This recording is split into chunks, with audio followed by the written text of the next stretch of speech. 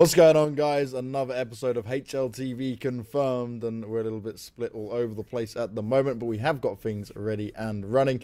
Joining me, as always, is none Sponge, Striker, and Professor, and we're ready to break down all things Counter-Strike. And it has been quite an interesting week, I guess, because we get to see all the challenger stage. We have all the glorious Counter-Strike actions. Our pick'ems, I'm trying to remember exactly how well we did. That's going to be a fun one to come across. Your bets are going to look very interesting, boys. And firstly, I'm going to start with you, Chad. How are you feeling? Because it's your day off and you're still working, mate. Yeah, I don't stop working. I think if you start working, you die. But I'd just like to say thank you to my friend Melly, who is here at the Major working, who has allowed me to use her hotel room so I can have a decent internet connection to do the podcast. So thank you, Melly. She won't see this, Thank you. Yeah. There you go. Melly got a moment of opportunity and shine for being helpful and allowing us to have Sponge on the show. It wouldn't be the same without him. Striker, you are already on location, right? Prof, actually, made it there I'm back home, actually. Oh, you're back home? You went home? The thing is, it's a 2-hour drive for me, so it's just like, whatever. All right, fair enough. Easy enough. For you. Yeah. Can't complain How's the cat doing? Cat's fine. Dog is fine. Worth it, I guess.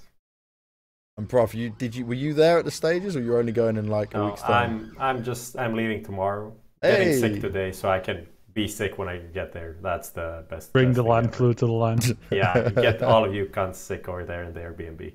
Gonna be enjoyable, very enjoyable. And that's why I'm glad for once that I'm not there, because you can't get me ill and you can keep your aides further away from me, Prof. You can stay there and deal with it. Let's get on with I'm not sure if forever is like that's a bit too far.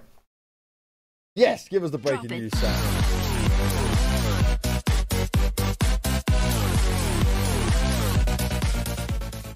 There we go. Breaking news, and we're going to be starting off with a big one. So we spoke about it a little bit, guys, right? Oh, you think what? You think what? Did Prof die? Hello? Did he just die? Yep. All right. Screw Prof. I'm having some. He just interrupts. He's like, "Yep," and then the thing is, Prof said, "I think," and it just like everything broke down. I was wondering what was going to happen there. Either then, we don't care what Prof has to say most times, so it doesn't matter. It's the breaking news that we covered a little bit last week because it was more of the rumoured side of things. It will be that Starladder is hosting the next major. It is going to be in Berlin. It is going to be at the Mercedes-Benz Arena, so my information on that whole PUBG thing was correct. Hey, there you go. There's something. But I think the big discussion point, or I guess where you guys are going to want to start this, is the fact that once again, it's all around the player break issues, and some people like it, some people don't, and that's kind of where we've ended up with it. The people who don't like it can leave right now. Just leave. Just close it down. This podcast never happened for you. I don't want to hear you. I don't want to know that you exist. Get out of here. The people who, first and foremost, let's get stuck into this, because this is not a decision by the tournament organizers. So in this case, Starladder or any tournament organizer, of when the pitch windows for the majors are. Let's get that completely cleared up before I see any misguided individuals making any more comments about stuff that they have absolutely no idea about. And just for proof being in the pudding, one of my many friendly sources, let's call them like that, he gave me he or she, a nice little bit of information. In the email that goes out to all of the partners to pitch for the majors, it says, here we go, this is verbatim from the email: the CSGO team is requesting proposals for a CSGO Major Championship to take place ideally in late August/early September in 2019. We are accepting proposals until the end of October and plan to make a decision by the end of November. So, ladies and gentlemen, boys and girls, the reason that the Major has been certain parts of it scheduled in the player break, other parts of it just as the player break ends, is because Valve has requested pitches for that time period. Fuck y'all. That's really interesting, right? And I'll touch on the first bit you were saying there, Chad, is that obviously everyone's quick to jump down the throats of the tournament organizers, all guns blazing and saying, "Oh, well, fuck you guys, it's you guys that have hosted it this way, blah blah blah." But that's clearly a Valve requirement, what's been requested. But we've also got that tweet that the CSP, I'm gonna have to bring up so I don't butcher. There you go, CSPPA. We'll get there. They came Counter-Strike Professional Players Association. There you go. Get it in full striker. And they said that they're disappointed to hear about the dates because they said they had a meeting with Valve at the London Major that was done by Faceit, and they made it clear that players feel the major should always be held mid-season or end of season. So, okay, we quite scrutinize what Valve say and do many times, but is this just them not listening? Is there some real reason for this? Can we even work out if there is a reason for it? Anyone want to put on their game developer hat now? That's the thing, right? This is something that I've been thinking about basically like since it got announced and since I got into the discussion of why this is such a bad idea.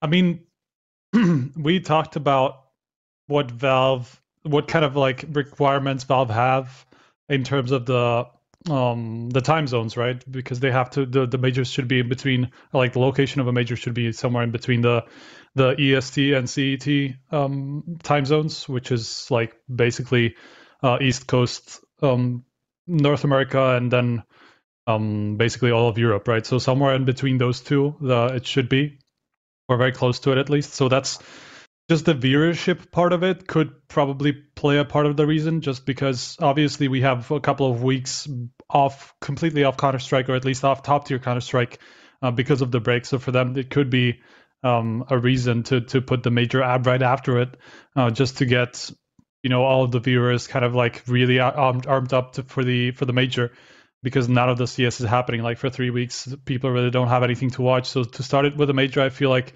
could make sense for Valve, but obviously there's so many other issues that come with it that I feel like that is not a good enough argument. I'm going to agree with that sentiment in the terms of it not being a good enough argument. But here's the thing that we've spoken about many a time, is that the Valve devs obviously think about things very differently to how we think about them. So to maximize like viewership in a way, it's like because we've had such a lull, it's not so bad. Like right now, I was pretty critical of even this major that we're in right now, the Katowice one, but I saw a tweet from Peter before saying this isn't too bad because it kind of ramps up, right? I guess the fact of the matter is, if you are a team who's playing in the minor, you're probably not playing in as many tournaments other than the European minor, right? Like the Asian and NA and CIS, they're not playing in as many tournaments. So for them to have to sacrifice a little bit of holiday time to practice, they're spending more time at home than most of the top teams anyway. So for those guys, I don't see that as such a drawback. But when you're talking about the top teams having to start playing the first stage of the major one day after the player break, that means you have to practice all throughout the player break, right? Yep. That means there's no holiday. That's what the problem here is. And in the past, we've spoken about on this show, I've spoken about this countless times before. In my opinion, the most ideal time or most ideal windows for majors in a year would be June, and it would be in November. Now, people are like, Chad, why don't you just make it July, and why don't you just make it December, and then, people can have their holidays. Look, after the majors, teams are most likely going to change their rosters. If you set the entire month of June to be a major window, and the entire month, like it has to be done in that month, right? So it ramps up throughout that month. And same with November, you're going to have a cushion of 2 to 3 weeks after the majors finish for other tournaments. Teams can change rosters immediately after, they can change things around, they can do all they want. And then by the time they actually get to that 2 to 3 week period where they have the time off, they don't actually have to be spending their holidays on the beach, getting a tan, on their phone saying, shit, let's kick Fur and let's get fucking Quesarado, or let's kick Rain and let's get Simple. They don't have to worry about micromanaging those bits in their holiday period. They actually get a holiday. The whole point of a holiday is to be tuned the fuck out from your everyday 9 to 5 work. And if you're going to make these players have to worry about roster changes and practicing in that time off, okay, sure, you get to play a video game. Oh, why are you fucking complaining? Sure, great, cool. How about you use a little bit of fucking context, you motherfuckers? This is a job. These people, they work very hard. They put hours into this. They deserve a holiday like everybody else. I don't give a fuck if you think this is somebody's dream. At the end of the day, this is still somebody's fucking job. So if everybody deserves time off. Everybody deserves a holiday. And the fact of the matter is, the way the windows are done now means that teams can't actually be at their best performance for majors, and it's actually affecting a lot of the scene. Massively. And I think you touched on a good point there around the whole holiday thing, is that actually, despite this may be a dream job for some people, it gets to a point when you've been playing for so long, you're doing multiple tournaments, it is a job. Everyone needs a break. Everyone gets burnt out. It comes back to that whole mental health conversation we had only, 1 or 2 shows ago about how players need that kind of bit of relaxation with it. So there needs to be some thought process going into this on where we have the majors. I think, personally, it just needs to be the same time every year that is not going to change, right? So then the other TOs can plan all around it. It sticks in kind of with an overall plan of like the minors are at this point. We then go into having the challenger stage, legend stage, etc. That would be the most ideal, right? But how do we get to that? How do we push Valve in that direction? Because like you said, I think, was it on the previous episode, Chad, where you said, yeah, okay, Valve, I start to understand some more of their decisions. This one, there is no understanding it. It just doesn't make sense for the best thing in the game. You just need the players to kick up an absolute shitstorm on Twitter, apparently. That's how it's fixed. And first and foremost, we're going to get to that point later. That's not how it got fixed at all. I'll divulge a little bit more when we get stuck into that topic. What do you mean about the smoke thing, or what are you talking about? Yeah, it had nothing. Like, the players kicking up a stink allowed other people to take notice and then contact Valve, and then Valve fixed it. But I mean, it was kind of indirectly, it was at least the reason, though. Indirectly, sure. Valve didn't even know that the issue had existed. That means the players hadn't reached out. That means the players had not reached out. That's what that means right there. So if you have a bunch of players who want to get vocal about things on Twitter, first and foremost, put it through the official channels. Let's try and fix things with the player association first. You know, get them to contact Valve, or even if you just want to tell tournament organizers like ESL, like Faceit, like E-League, they have direct communication with Valve because they need to. They pitch these tournaments to them. They can report the problems. It's a different topic. I'm going off on a tangent. Let's bring us back to the scheduling nonsense. Yeah. Oh, Striker. You cool, Prof, or you still back? dead? Yeah, I was about to say he's... I'm fucked. Okay. I'll just stop with the whole camera thing and just do full audio because this isn't working. I have no idea what's going on. you just basically lagged it like a trolling face, like the old meme. Now it's stopped, so you're not there anymore. So that was pretty fitting, actually. I mean, I literally missed half of what Sponge was talking about, so I have no idea of what was covered already. I just want to say, like, the whole thing about having majors at the beginning of the break actually, I think it started with players wanting it that way, because the PGL Krakow Major was at the end, and then Valve got into that groove, they tried it out, and I guess according to their metrics, it works.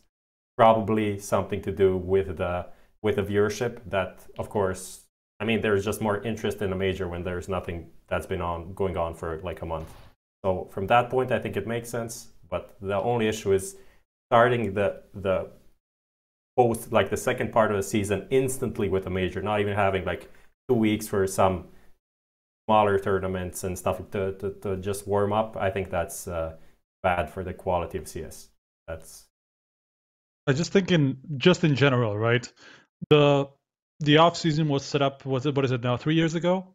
The official off season that it is now, basically like the first 3 weeks of August, has been the off season for 3. This will be the 4th year, if I'm not mistaken, that it's going to be in place, right? So last year, Valve suddenly decided to ignore that, because obviously they put the Faceit Major in September. That was not as bad as it is now, just because we still had maybe, what was it, like 2 weeks after, or a little bit more than 2 weeks after the actual end of the off season before we got into the major. So there was time for teams to practice outside of the holiday, right? They still didn't have to cut down as much on the actual vacation.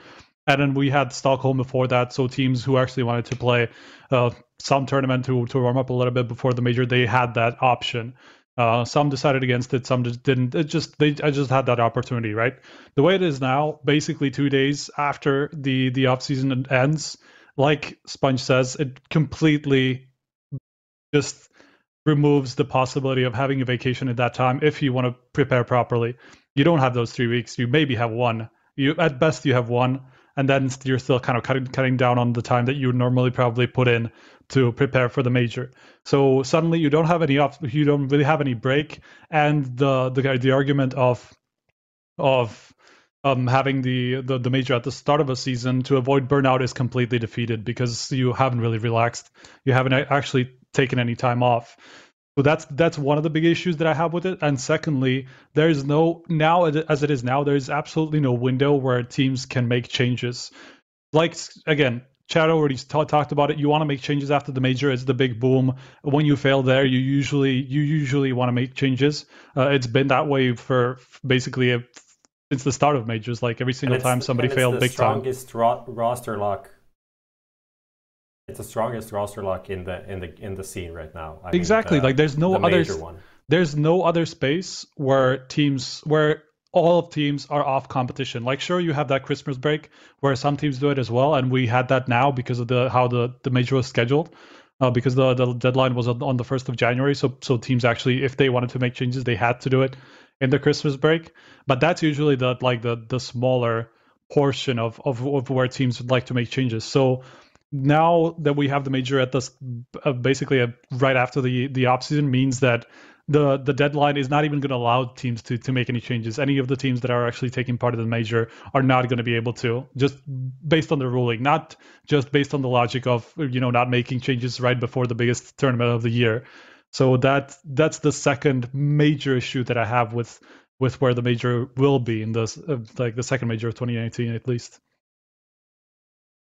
Yeah, I mean, we saw this year how many teams just like it was constant roster changes. Like, there wasn't a month without like the top 10, 15 team doing a roster change. So it was constantly going on. And then every event there is, oh, this team has a new lineup. Oh, this team has 2 new players.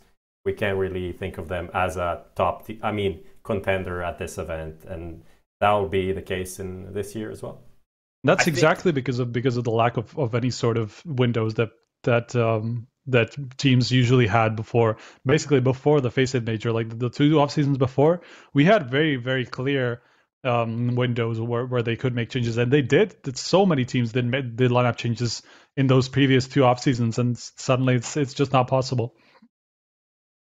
I think, look, what this situation calls for is you can't reset it now. The damage is done. This is something that has to be nutted out for the future. This isn't a problem that can be fixed right now. This is the mess we're in, and we're just going to have to deal with it. Now, I think that teams are going to need to allow their squads, organizations are going to need to allow their teams to skip more events this year to deal with this. Now, that's going to have to happen in the second half of the year, but honestly, we're only in February, right? Like, Jesus Christ.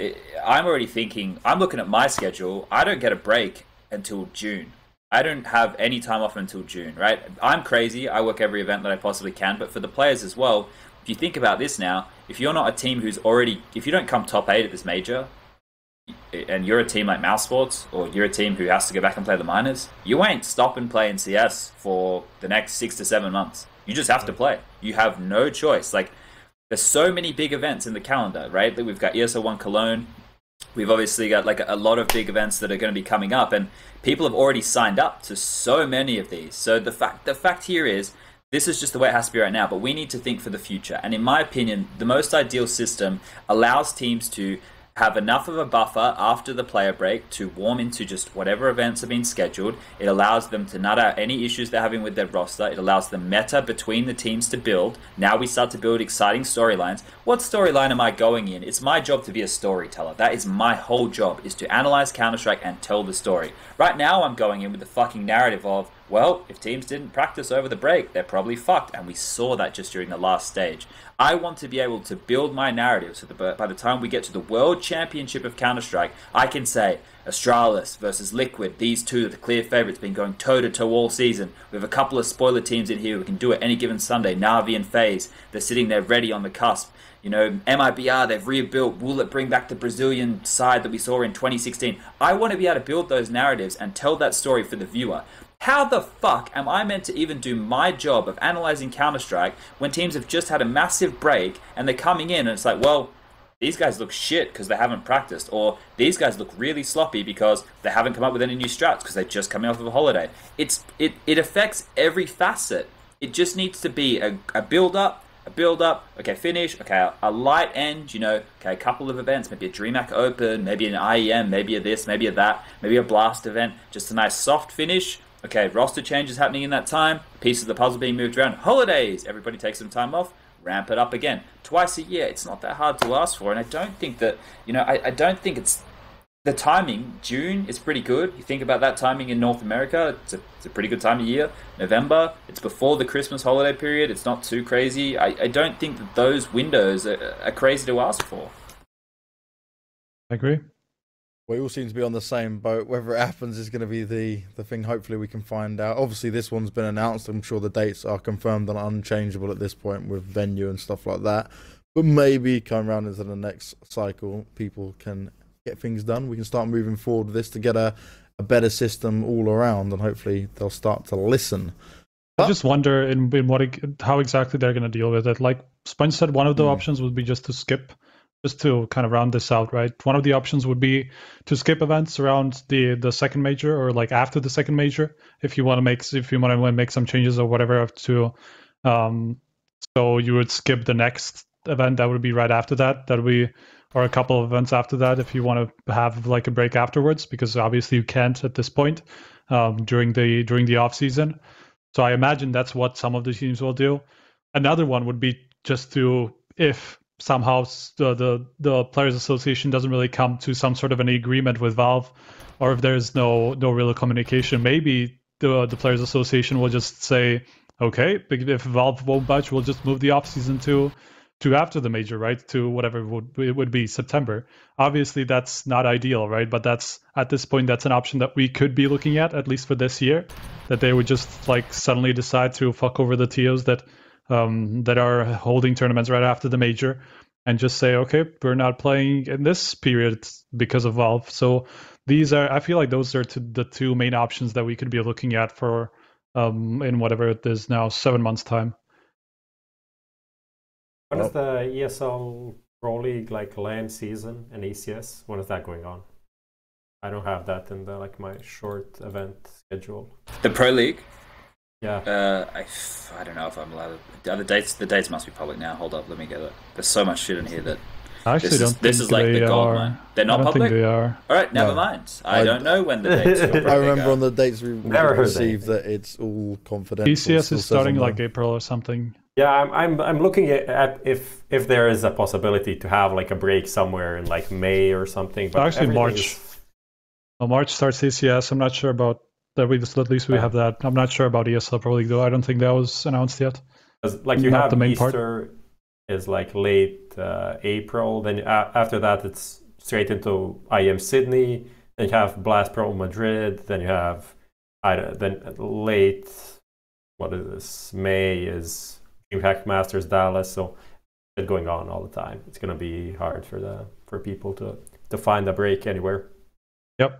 Yeah. Well, that's the thing. Like, I just want to preface this again because I feel like people will only listen to the words we're saying in a critical sense. We spoke on a previous podcast about, well, at least I did anyway, about how I think Valve's done a fantastic job of getting the game to where it needs to be. And the reason that people are critical is because we know that we have the best esport in the world, the best video game in the world, and we just want to maximize it and have the best circuit in the world as well. So just so people are aware, we are very appreciative of what they've done for us, and we love Counter-Strike, and I love you, Gabe.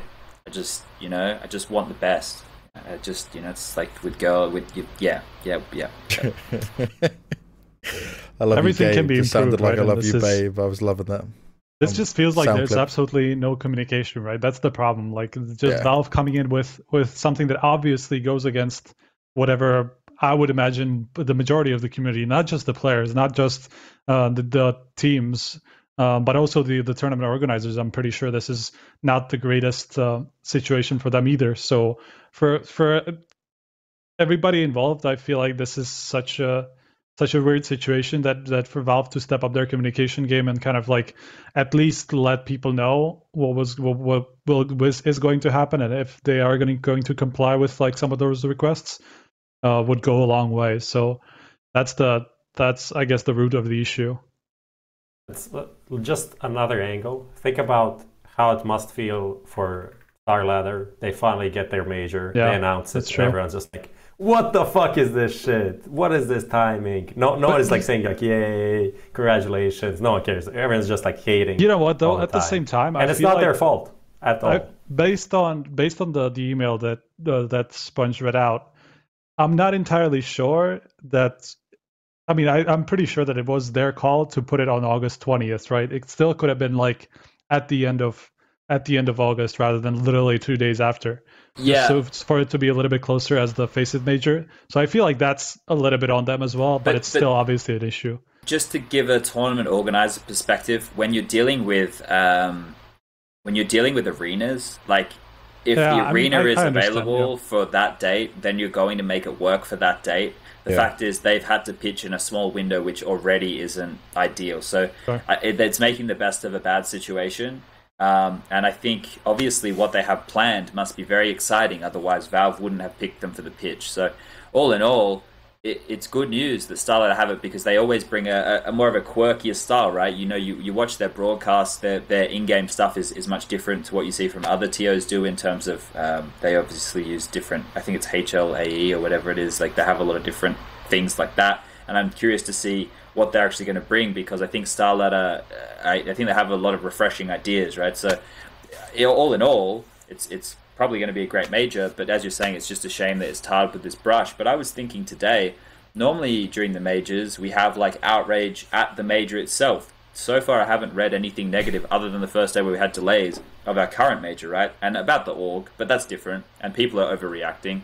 But all in all, you know, I guess the outrage culture of the internet, people need something. So maybe even this situation is amplified because there isn't anything else people to get angry about other than maybe, I don't know, music, which is daft as well, but yeah. Well, let's I can understand the logistics finally, because otherwise we're running out of time. So shut your fucking mouth, Striker. God damn it. we've had interruptions, and now I'm fucking closing you up. We're moving on. That hurt. Ouch. Ooh, bro. So you take the L and you sit there and deal with it. All right, challenger stage is where we need to get on to, because otherwise we could literally talk about this next major and debate it for hours and hours. Honestly, we could probably run this podcast for 4 or 5 hours a time with no problems at all. But we have to stick to our timing, stick to our schedule, and move on and keep everyone happy. So the highs and lows of an insane challenger stage, and I'm going to start off with the lowest point being, at least for me, the Fnatic thing. What the hell went wrong? You lose out to Vici, which is like, cool, okay, I can get that. They can surprise you. And then they lose out to Windstrike, and they didn't really look too good. Okay, they beat out Greyhound 2-0, but then you lose against a G2, who we haven't spoke highly of at all recently. What is going on? Well, the real low point for me is players critiquing the seeding system before they actually let it happen once. And funny that it worked out perfectly, you morons. Yep. Who would have thought? That's the low point for me, is people who are like, oh, I don't like the system. Guess what? If you're a bottom 8 team, then you are going to have to battle through the fucking gauntlet. That's why you're a bottom 8 team. Just fucking deal with it. And guess what? Teams like Renegades, if you didn't actually beat all those big names, we wouldn't be legitimizing your position right now within the next stage. But because you did, we're all sitting here going, these guys are fucking legit and they've got a chance. So look at the flip side of the coin, because when I look at Vitality and I look at the teams that they beat to get to this stage, I'm not impressed. I'm not sold, and I'm not ready to put Vitality in my top 8. So how about we just use a bit of context for a second and start using our fucking heads, because people need to be objective. I'm fed up of these closed-minded morons constantly looking at things from a fucking position. It's about the question you're asking and where you're standing, but instead of asking that question from just your camp, how about you look at things for the betterment of everybody, because you're fucking over everybody when you're starting to critique things on a negative way when they're actually super fucking good. Look at all the details and make sure that you think it through from all the perspectives. This Valve situation we're talking about with scheduling, I tried to look at it from a Valve perspective, but the fact of the matter is, I'm not a person who is a game developer. I don't know the way that their company works, so I did my absolute best there. But if you can't look at it objectively with a format or a seeding system to see how that would work as a player, then what are you fucking doing? And it's just a thing that's easier to come out and tweet shit like, how is this possible? Yeah. How can you have these matches? This isn't fair, without really looking at all of the different matches, looking at how the system works.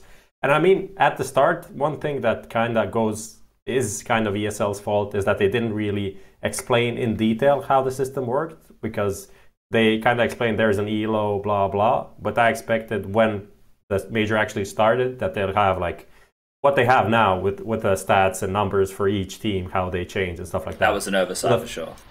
Yeah, so the first 2 days was like, whoa, this is kind of weird. Like, how does this work? And then people started, like, as they do, like, whatever, thinking up theories and whatever. But, of course, in the end, Fnatic, you saw their rank go from, like, number 1 to number 10, and then they played against G2, and then they lost. And I think after that, so far, the system looks pretty good.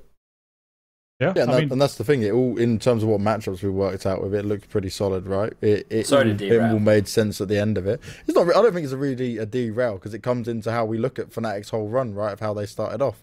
They started off, which on paper should have been an easy team for them to take out, and look where it ended them. Look how their whole run went. Look who they faced off against, and they just didn't make the cut for it. Look, I'm just saying, if your only win in a tournament is against Greyhound, and no respect to Greyhound because Fnatic were the #1 seed in the tournament. No respect to Greyhound.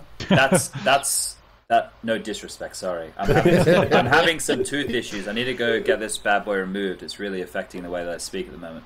But let's look at who Fnatic. I tweeted about it at the time. Let's look at who Fnatic lost to. They lost to the 16th seed of the tournament, Vici. They lost to the 15th seed of the tournament, Winstrike. The only team that they beat was Greyhound, and they didn't do it in a convincing fashion. You know, Greyhound still got rounds on them. So I don't know what to say. There's nothing like how can you drop the ball that badly when you're the #1 seeded team?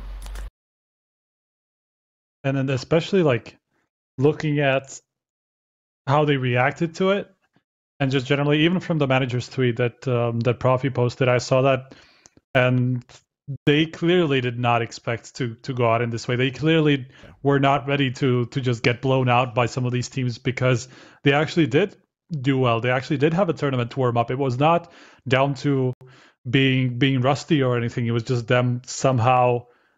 I'm not sure if it was crumbling under the pressure, but they obviously did not look like the team that we saw, like even back at IEM Chicago. But even at the start of the year when they played the IBA Power Masters, they did not look bad. Like sure, they lost two pretty big maps to Liquid, but they beat them on one as well. Obviously, tournament winners in the end, the Liquid. So they obviously were in okay form from the start of the year. So I have no idea where this came from. If it was just pressure, if it was them getting inside their head. But they just generally did not look like that team at all. Yeah, I mean, judging by all the tweets and shit, I know we can't judge too much on tweets, but it seems like they're not in like a Navi situation where they hate each other. They look like indecent, like people can't talk to each other. They're playing the game. They're like playing together. There's a good team atmosphere. So I guess that is out of the picture. That's not the issue. Their results have been decent. I mean, they're not like the #1 team in the world, but they had 3 decent tournaments. Okay.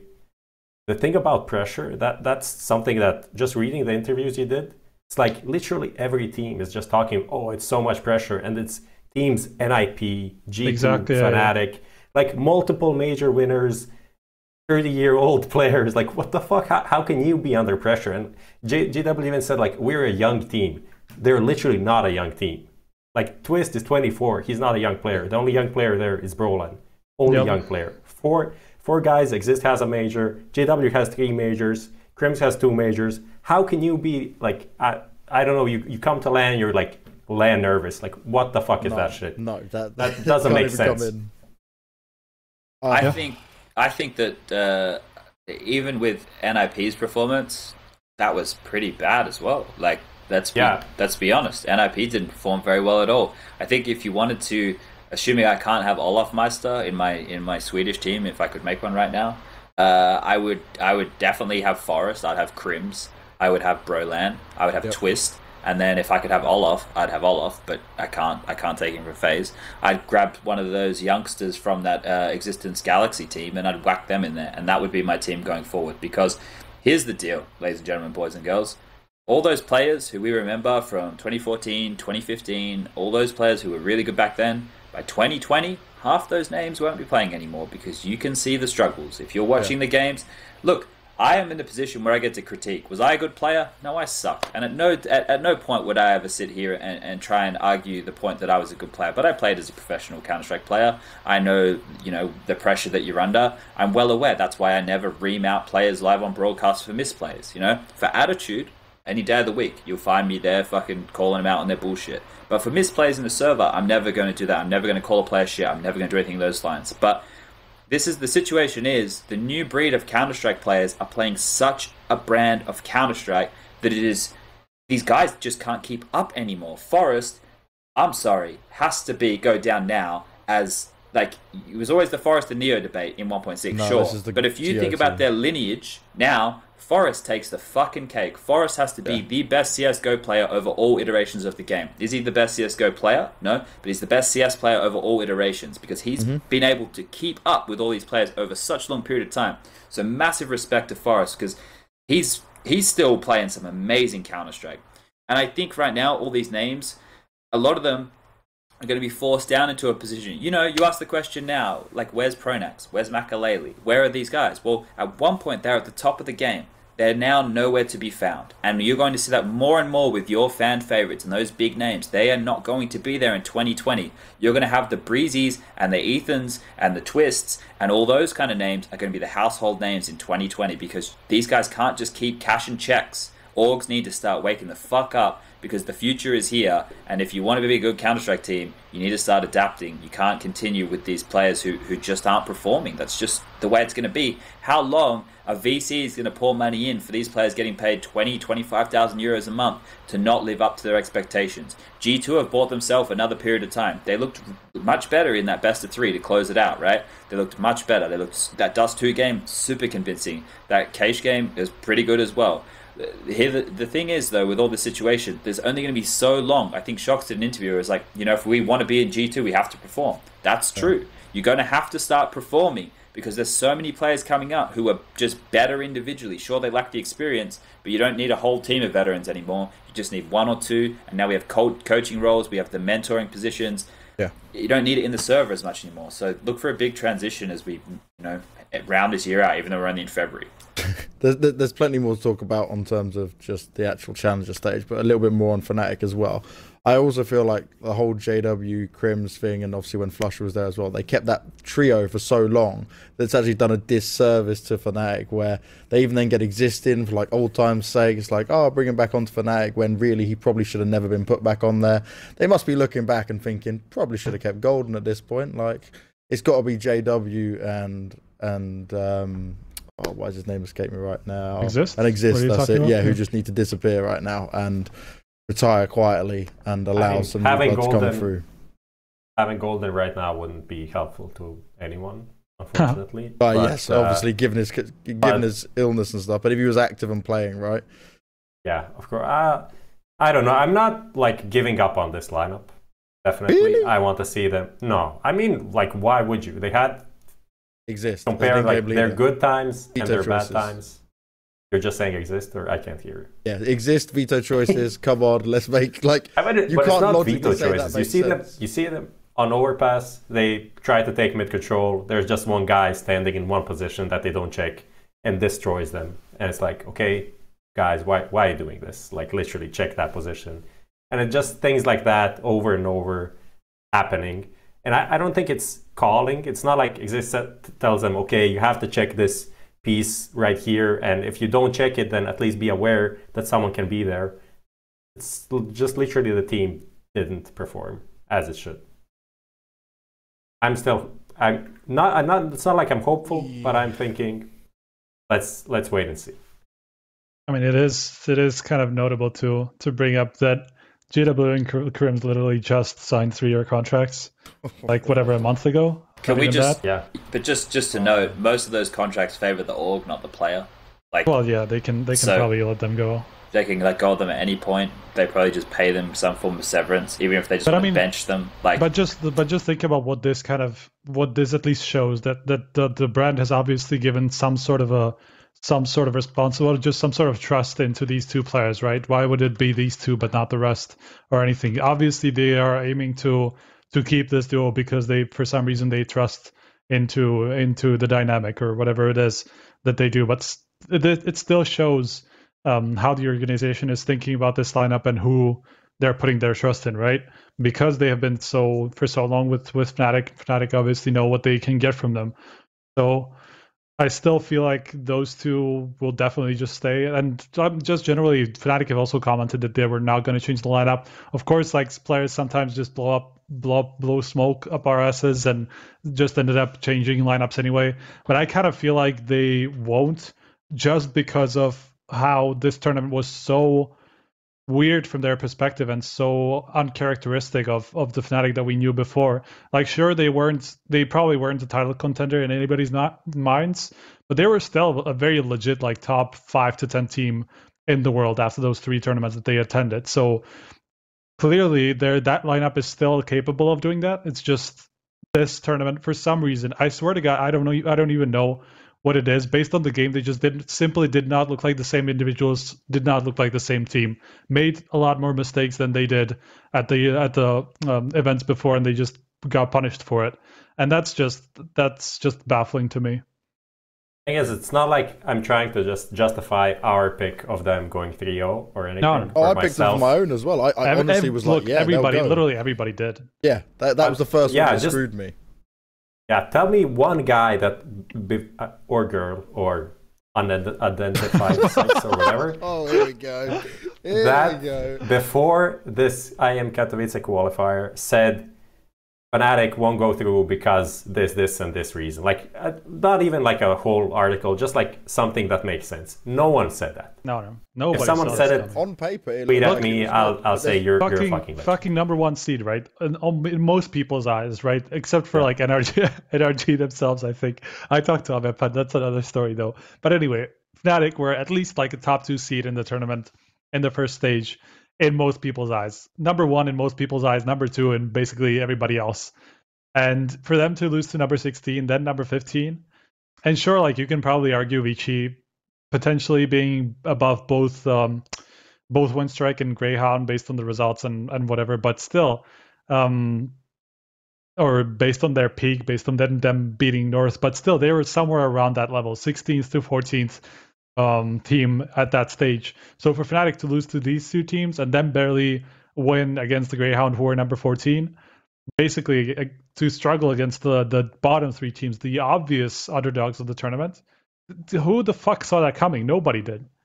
I mean, even after they lost the first 2 matches, I was still fairly confident that they would bounce back and make it over G2. Like, that G2 match, I was certain, especially after the Mirage game. I was like, okay, Fnatic got this in the bag. They're gonna bounce back. They're gonna make it to the next stage. But then Shocks just showed up, and that is something that can happen when you play G2. That's why you don't get into an elimination match against G2. That's why you beat Vici and Windstrike before. I just can't believe how shallow all the teams' map pools are. Like, what the actual fuck is going on? What were you guys practicing? Did you even practice anything? Did you just come in with the same shit as last year? Because, like, looking at teams like NIP playing against Windstrike, and you veto down to Train, the only map that Windstrike can play, and you also saw Fnatic lose to Windstrike on that map, and you're still happy to play it. There's confidence, right, in your pick that you're better and more experienced, and there's stupidity. At some point, right, if you're a more experienced team, this is the narrative we spin. More experienced teams, they have deeper map pools. They should be able to, for a team like NIP, let's say that I'm just going to throw a map out there. Let's just say that they were going to play on fucking Keish. And let's say that Keish was the 4th best team in the map pool for NIP. But it was maybe like, I don't know, also my point here is you don't play a best team. I was going to keep going with that, but it's too convoluted. I would have ended up down a rabbit hole. My point is you don't want to play a team their best map. You don't want to play an underdog team on their best map because that's the only map that they're super confident on, right? Even though you can consider yourself just as good. Like you go, well, we're better. We have better players and stuff. You're giving them a chance. There was this game, I think it was Renegades, and they played Easy Skins on Dust 2, and they lost. Now, let me tell you, we were pretty good on Dust 2, but that's the only map they could play. Why the fuck did I veto to Dust 2? Because I'm dumb, everybody. Let me tell you from experience. That was stupid. Did I ever do that again versus an underdog team? No. So, just learn from me. I made all those mistakes already. But to kind of follow on from what you were just saying there as well, Sponge, it comes back to my whole exist thing, is I'm not seeing any innovation here. And okay, it's not just down to him, right? You got the coach, you got the whole team involved. But my God, you've had some time now. We get to see him at the PLG event, right? And you go, oh, okay, look, there's some glimmers of hope. Like you said, they're a team that actually had events prior to this. They had the practice before it. Seriously, how did they end? Like, to me, it's just mind-boggling. It's got to be put down to him. And I don't want to witch hunt him. I don't want to start like a thing. It's just there's something missing. It's definitely not one player. There's more to it. But he's not this big of a fucker. There's also the whole opping thing that is still going on with like JW is opping, but he's not. But then every time I look at the screen, they're like double opping, even T side. I'm like, what the fuck is going on? Then JW gets like gets like tagged down, then he drops the op or whatever, or they do it vice versa. It's always something going on, and that's kind of also just a thing that doesn't bring stability to a team, which also can just lead to wonky results. Wonky results indeed. One team I want to highlight straight off the bat as well is NRG. Like, dear God, okay, the teams you played against were Windstrike, Vici, and Tai Lu, but you did it in style. You made it look like as convincing as it should be. You didn't mess up again when the pressure's on you. Oh, here we go. Here we go. Okay, what's gonna happen? Can we all head over to HLTV.org and look at the NRG versus Tai Lu game? Yeah, that was If Breezy didn't drop 72 kills over 2 maps, do you think that they would have won that series? I don't even think they would have won a map. Right? That Inferno game was Tai Lu's. That was like 3 clutches, like 1v2s and shit going NRG's way. That literally shouldn't happen. I'm like, didn't watch it live. I watched like the replay and the demo, and I had like the match wins and losses on the side. I'm like, okay, this is definitely Tai Lu's win. And as I look at the rounds, and it's like, no, NRG wins this. I'm like, how? And then Cirque gets like a 1v2 that can't happen. And that happens like 3 times in the game. And it ends 16-14. And the second map of 16-13, right? And you have to think about all the impact that Breezy had. He had to do so much work. Now you could go, oh, well, if he didn't get the kills, someone else would. Watch the kills he got. Tell me if someone else would do what he was doing. Like Ethan, yeah, sure, maybe, but like for like copy paste, probably not. Now look at this situation. Do I think the NRG are a strong team? Yes. Do I think the NRG are probably a team who I would have going through the top 8? Yes. But am I convinced by them in the challenger stage? No, because they didn't actually have to beat anybody who was a difficult team. Let's be fair. Tai Lu, they after that NRG series, they were dog shit. But that's the truth. They were dog shit after that NRG series. After that point, they were no good.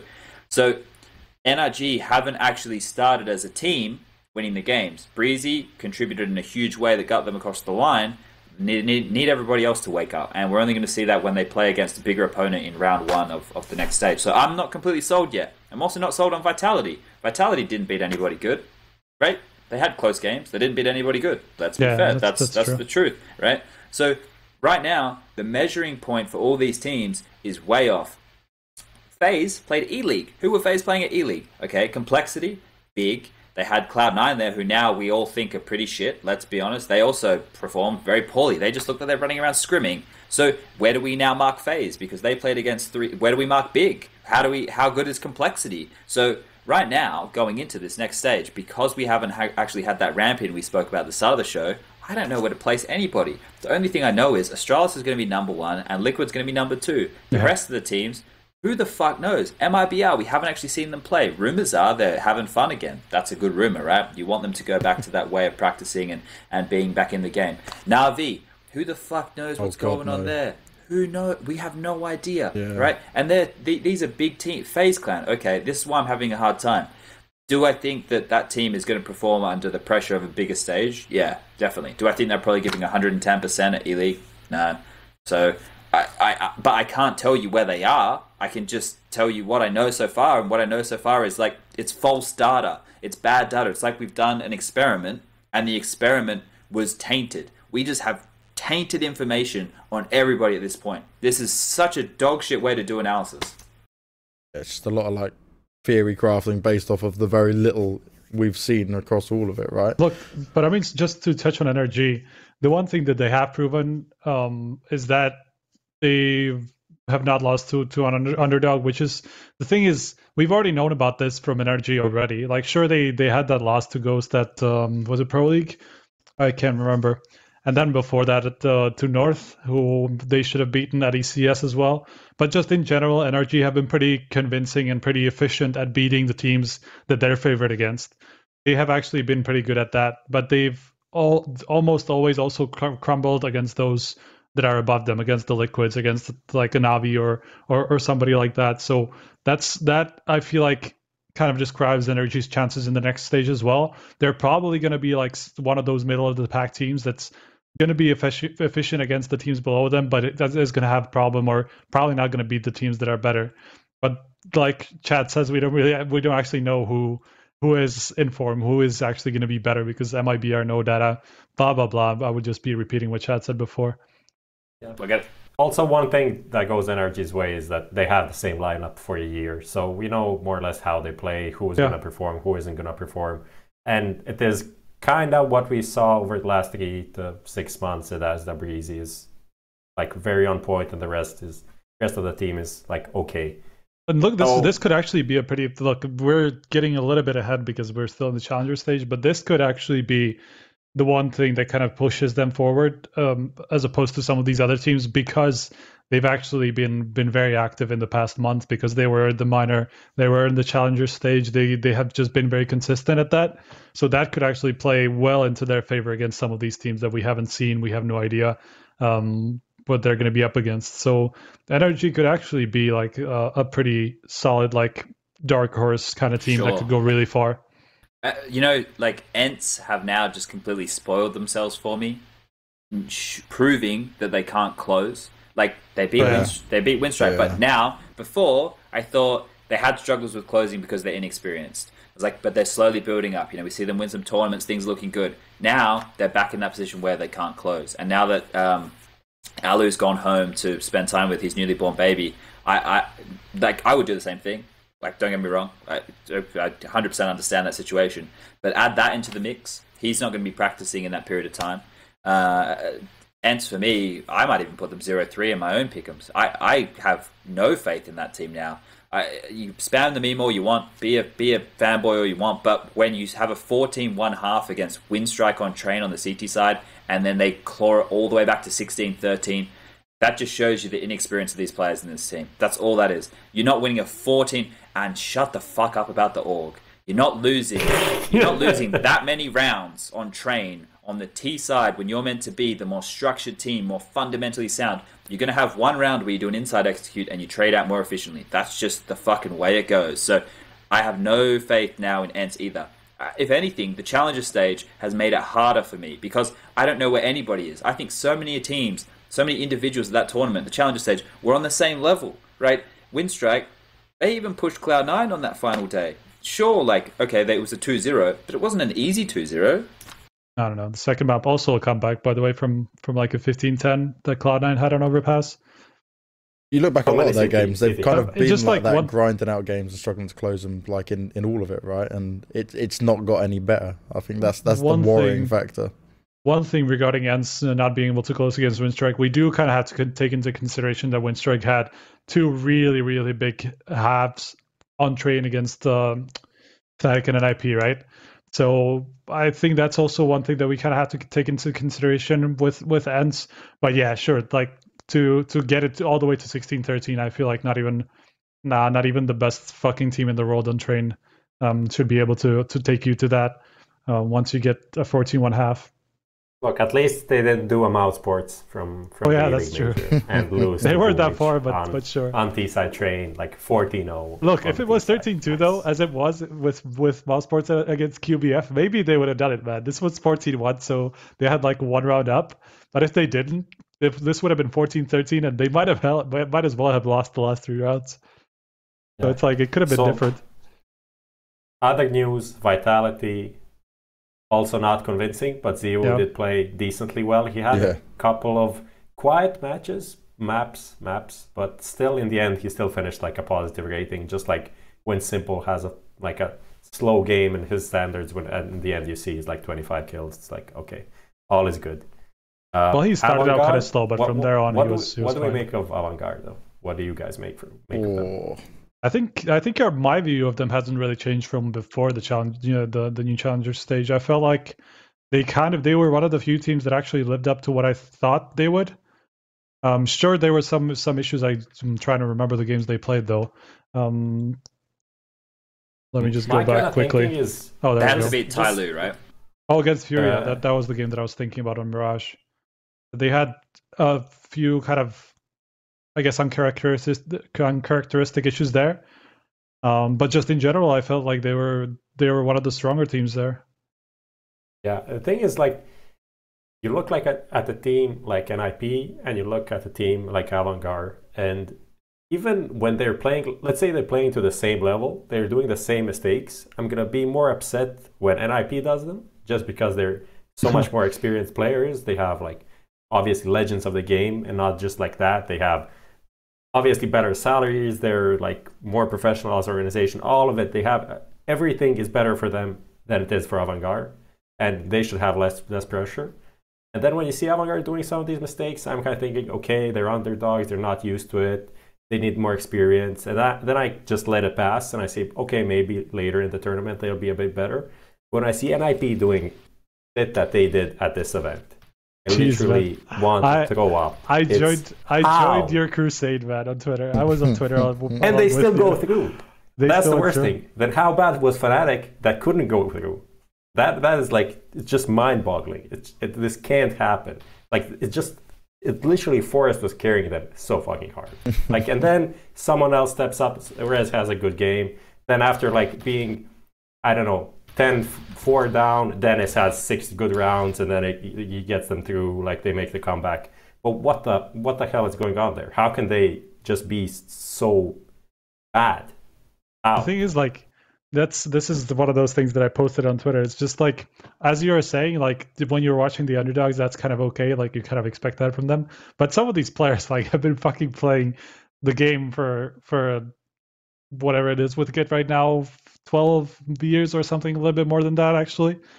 Dennis, incredibly experienced. The other three, I guess, I mean, the other two, Rez and Electro, are a little bit newer, but still, they're not newcomers anymore. These guys have been around for like a good 3 to 4 years, quite stable. So to see them make some of these mistakes, but I mean, especially those two, Dennis and Get Right, I saw making just like over and over some really stupid mistakes that you would expect from underdogs. I saw Get Right. It was train, and they had like some kind of a mixed buy, but like one guy had an AWP, one guy had an AUG, one M4. And Get Right had money for like an SMG, but he went to hold B with a Deagle. He's holding the inner sight with a Deagle against a full buy. It's like, how? How does that happen? He has like 1,000 in the bank. Like, what? And then, of course, it doesn't even matter. He just gets instantly wrecked, gets destroyed, and they lose the round, whatever happens. But some of the communication going on there, just like people getting caught out of guard on train. I don't know who they were playing on train, but it was just like, what is going on here? Windstrike? That Windstrike one, yeah. They played Windstrike Probably and somebody Windstrike. else on train as well. Vega. They played Vega too. Yeah, that was too a pretty many. I convincing think it was game. the Vega game though. I think The start of Vega was pretty close. From what I remember, then it was just very one-sided. That's just like I agree with Sponge with that. Like I generally don't like to call players out on like single mistakes and stuff like that. But when you see the same players make the same kind of stupid mistakes, especially when they're this experienced, I feel like you just have to speak up, because that obviously should not be acceptable for some of these players. And look, okay, one more thing that I'm going to mention before we move on from an IP is that the in-game leading situation, obviously Electro is not an experienced in-game leader, not very much at least. He has been calling for maybe like half a year now with an IP. So he hasn't really had that much. Obviously, is one of the younger players of the team, just doesn't have the same pedigree that some of the others do. And he just has to kind of does it because he kind of has to. So I can understand everything like that. But he's just, I feel like he's the kind of in-game leader that is going to be pretty good at calling like set strats and stuff, but adapting to like certain scenarios, this kill happening there, and calling really quick rotations and stuff, things like that. At that, he's just so below average that I feel like NEP will just not be a good team unless he steps up in this way as well.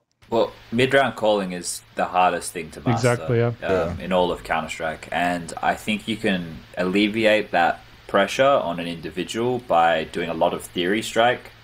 So I know what you're saying, and I agree with that sentiment for sure. But if Pitter wants to put in a lot of work and set in a lot of protocols so it doesn't actually become Lecro's call, it becomes second nature, you have to do a lot of theory. But you can set up protocols so that when things do go wrong, it can alleviate the pressure on the in-game leader for having to make those mid-round calls. I get what you're saying. I just question where the next good in-game leader is going to come from Sweden. That is the issue in Sweden, yeah, for sure. It's like maybe Hampus like is the next guy that you look to, maybe. He's the only guy that didn't get a chance, so. Oh, yeah, that's true. He's the only one out of that red. Well, not red. Who? What were they called at that time? It was in Godsend, and then the Godsend became Red Reserve. Yeah. It was Passions. There was. It must have been basically whatever was before Godsend. I don't remember. But he was the only one. Huh? Yeah, the team. He was actually in this new Red Reserve lineup with Draken and Disco, Doplan, Freddy B, I think, whatever. But that team fell apart. I think the org is folding or whatever. So that's great news as well. You buy a team and then you don't pay them. Sounds like the denial model. It's been done before. Yeah, I don't know.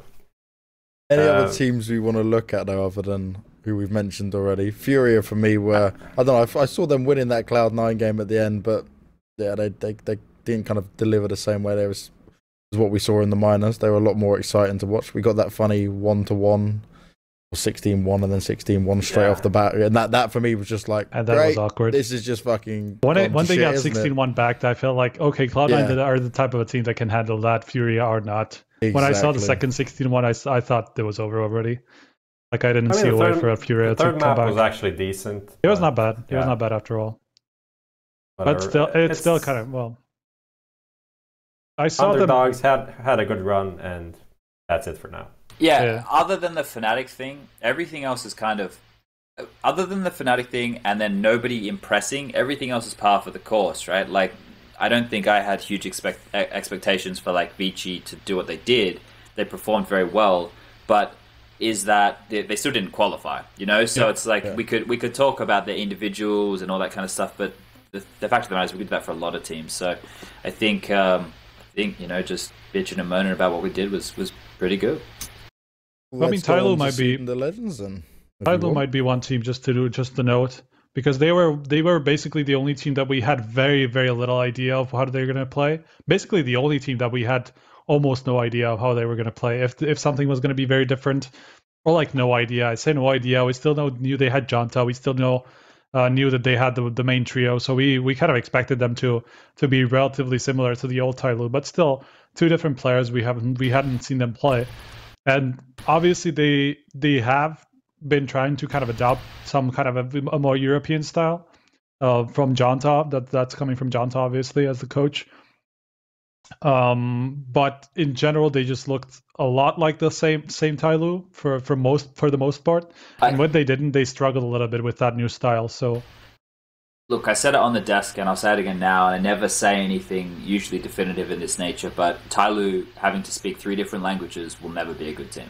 That's the fact. The fact is that for this squad to have to go through all those little micro-translations, no matter how good those individuals are, it's never going to be enough. Your best bet is to get Ben Tet and Excura onto an English-speaking roster and let them try and build a full Chinese team, because those two guys have a lot of potential, they have a lot of individual skill, and I think that it could only be harnessed somewhere else. I don't know where that somewhere else would be. I think it's pretty difficult for Indonesians to get a visa to the US, so I don't know. I don't know what to do. I mean, it kind of appeared that from what I was listening to one of Tyloo's games, it looked like at least somebody was kind of catching on already. Obviously, it's been quite a long time since they've been in the situation where after they have to speak English.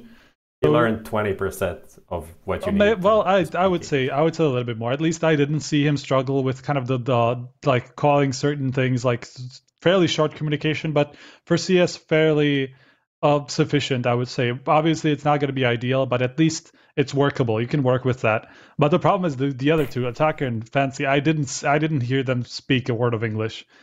So that is the issue. When they don't even do call outs. The translation by typing, Striker? Is Ben Tet I still putting don't know. stuff I saw him type a bunch, but I don't know. I didn't talk to them.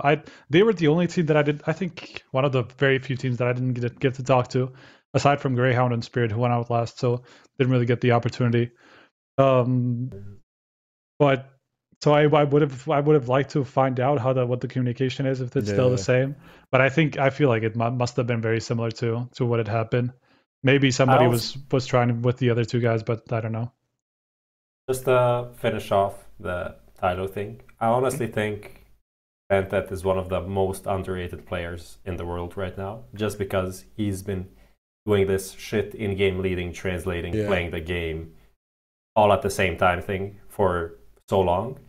Without that, put him in put him in a Hellraisers, and he's ESA level easily, and just like borderline, like outside of the top 20 for sure, easy Okay. in my book. I'd agree with that. Because all of that shit going on is just hampering him so much. Yeah. That I feel that it's maybe time for him to consider just leaving. And I don't know if that's an option, just as you said, visas and other things. But if some international team wants to pick him up, I'd really be interested to see that. Yeah, I think that's one of the things, right? People give him a hard time that his performance dropped off a bit from what he used to be. But, like, fucking hell, think of everything he's doing. I'm in-game leading, I'm translating everything, and I'm making sure everyone's got a full idea of what's going on. I'm probably doing all the mid-ground calls at the same time. Yeah. I'm the ultimate decision maker, and you expect me to frag and carry you. Great. Yeah, really reasonable. What I'm a little bit worried about with him, though, is some of these players who kind of take on the in-game leader role and then go on to do other things and just like get into a team where they aren't. If it lasts long enough where they are the in-game leader and they kind of get into that mindset, I guess they do fall off generally from like their star. I guess you could say that they're. I mean, just generally, they lose their star mentality, where they're thinking more about what the team is doing rather than what they are doing. No, they stop focusing so much on their own. Player that went through that. You have an example of a player that went through that, because I can't think of anything. Let me think. Do you think so? From what you're saying there, Striker, is if he didn't ever have the in-game lead, he could have maintained that level, but because it's dropped off, you don't think he'll reach back up to that again? I just feel like the change of mindset from where you are a star to where you are in game leader. Yeah. I feel like that's such a different way to approach the game, especially when you're fairly individualistic as a player when you were a star. I feel like that could hamper you quite a lot. I could give a weak example. It would be like a fucking stretch, but Hobbit or a Dren. That's Nitro, Theric. It's a weak, like it's weak example, but it's an example. I feel like, yeah, I get what you're saying. It depends on how much you would now be facilitated, right? If you joined a team and the in-game leader made you the star and did everything for you, I think you'd very quickly just focus on your role. But I get what you're saying. In a lot of mid-round scenarios, you'd be focused on helping people. Yep. As an in-game leader, when I would play a lot of swing positions, so I'm rotating, I would stop focusing on my crosshair because I was watching other monitors a lot of the time. I was always rotating, ready to flash and help teammates. And that's a really bad habit to get into, because I'm getting caught off guard as I run around corners because my teammates have poor communication, because actually when I'm dead, I communicated more than them. So, lots of things like that can crop up. But I can see a world where that could be a possibility for sure. All right. Next thing we get to do, because we don't have the matchups ready, it's not been announced yet, right? We get to do our own seeding again, our own little bit of theory crafting on how we think this is going to go, because we don't know the matchups. So we're trying to give you some insight based on just our overall thoughts and how we think this is going to go. So this is our next part to move on to. Now, Chad, did you kind of put this together yourself when you did it last time? Or did we all chip in? Because I wasn't here for that show. When we did it last time, we had LMBT. Yeah, we had the seating at the time. No, we didn't have the seating. No, that's 2 weeks ago, but we're talking like a week ago. We didn't have the seating though, right? That's what I'm saying. The one I wasn't on with Yanko. We had them do their own. But we ranked it via HLTV.org's ranking. So we did it via whatever the teams were ranked based on what HLTV.org had. So we could do something similar. We could tell the people how it would be by the ranking and then tell everybody how we think it would differ. I guess we could do it in that fashion. Anyone got the rankings, Andy? I mean, I can send a screenshot in to you guys. Yeah. All the teams just in the top 30? No, the only complexity aren't. Like the lowest team outside of complexity is Hellraisers at 21. Okay. Complexity are like 40 something. I don't have it down, but they're like 41, I think. 41. They're the only one. It updated there we today, go. So yeah, I just updated before the show. Hopefully I didn't mess anything up, but no, I at least the order is correct from what I can see. Obviously, that's the ranking rather than. But yeah, the first top 9 teams are like just 1 through 9. That's fine, and then it starts diverging a little bit. Okay, so we could put it in that order now for everybody to see how it would be by the current rankings, and then we can tell everybody why it's not that way. because there has been so few tournaments played from a lot of these names that the decay has kicked in for some of them. It's moved around for some of them. Obviously, there's inflation for teams who have played recent tournaments, such as NIP, etc. And also, you guys were talking before we kicked this off about how close a lot of these teams are via points purely because of those factors. So I'll let one of you wizards who knows things about numbers take it away. Riker? I was actually trying to come up with the pick'ems to open up CS, so I stopped listening to what was going on. So I'm not sure what Pick'ems you're are asking. like 40 minutes from now. What are you doing, man? No, we want to see what... I was told to yeah. open up pick'ems by banks. So. Okay. We want to see what the pick'ems were for last Our time. producer is also jacking off, obviously, instead of bringing up the link that I just sent him. He's doing the pick'ems now. So what were you asking, Sponge? I'll just run us through the HLTV rank, how it would go if we just copy-pasted HLTV rank. So we'd have Astralis, of course, first. Liquid, Navi, NRG made a couple of moves up, so they are number 4 now. Yep. FaZe, NIP somehow made 8 places. 6. They went 8 places up. So I guess some just decay from old events, from other teams and stuff like that happening. Finally, thank you, Mr. Lucas from Denmark. And then NIP, Cloud9 in 7th. Renegades, they also made a Renegades top 8 also is pretty cool. Yeah, they made a couple of places up. And then MIBR actually fell off like 3 or 4 places. They're in 11th, and obviously they didn't play anything so far. And then Vitality, Big, Avantgarde, G2, Hellraisers, and of course Complexity last, which is, I think the first and the last we can all agree on, and then the rest is going to be very difficult to first 2 are obvious. I think nobody would 100% locks. Nobody would put Straws Liquid anywhere else. Even in this order, like, sure, you can still think about iBioPower and Liquid beating Astralis, but that's one tournament I think we should still consider Astralis as being the obvious favorite. So those two, they don't move anywhere. As you go further, that's where you get fucked, because this is Navi, from everything that we know about them and what has been going on, unless it's some fucking insane long con where they just like make people think they're totally unprepared and they're totally like in a really bad mood and just like completely out of this world tilted. Next level mind games. Then they could be like anywhere between where they are now, number 3, if they actually turn up, and like number 12 or something like that. They could be anywhere in that realm. I feel like they will not be like along those like 1 to 3 teams. I think there's still. What do you think? Where do you think people will rank Navi now? That's the thing, right? Do how much do teams know? Like, how much are teams following what's happening in Navi? That's my concern. How much are probably practicing against them? So that's the thing. That's they fair enough. have the info we don't have. How much is Simple talking to other organizations about potentially going somewhere else after the major? That also is something that we don't know. But I think that if the problem we're going to have here is what we might need to do is put them in like brackets. So we might need to go like from 3 to 5 and 6 to 8, and we might need to say that those teams like could be in any of those positions, right? I know that's going to directly affect a lot of the seeding, but like fuck, it's so hard. Let's make groups, and then we can do them inside of groups. We can maybe move up a bit or down. So we're going obviously Astralis, Liquid in first 2 places. Yeah, and then you can definitely keep NRG, FaZe. I think okay, so let's justify those. So NRG, based off the fact that they've been a team for a very long time, they have very good individuals in Breezy and Ethan who constantly perform. Cirque is up and down, but the skill is there. Obviously, Daps and Fugly are the more supportive members, but they have quite a deep map pool.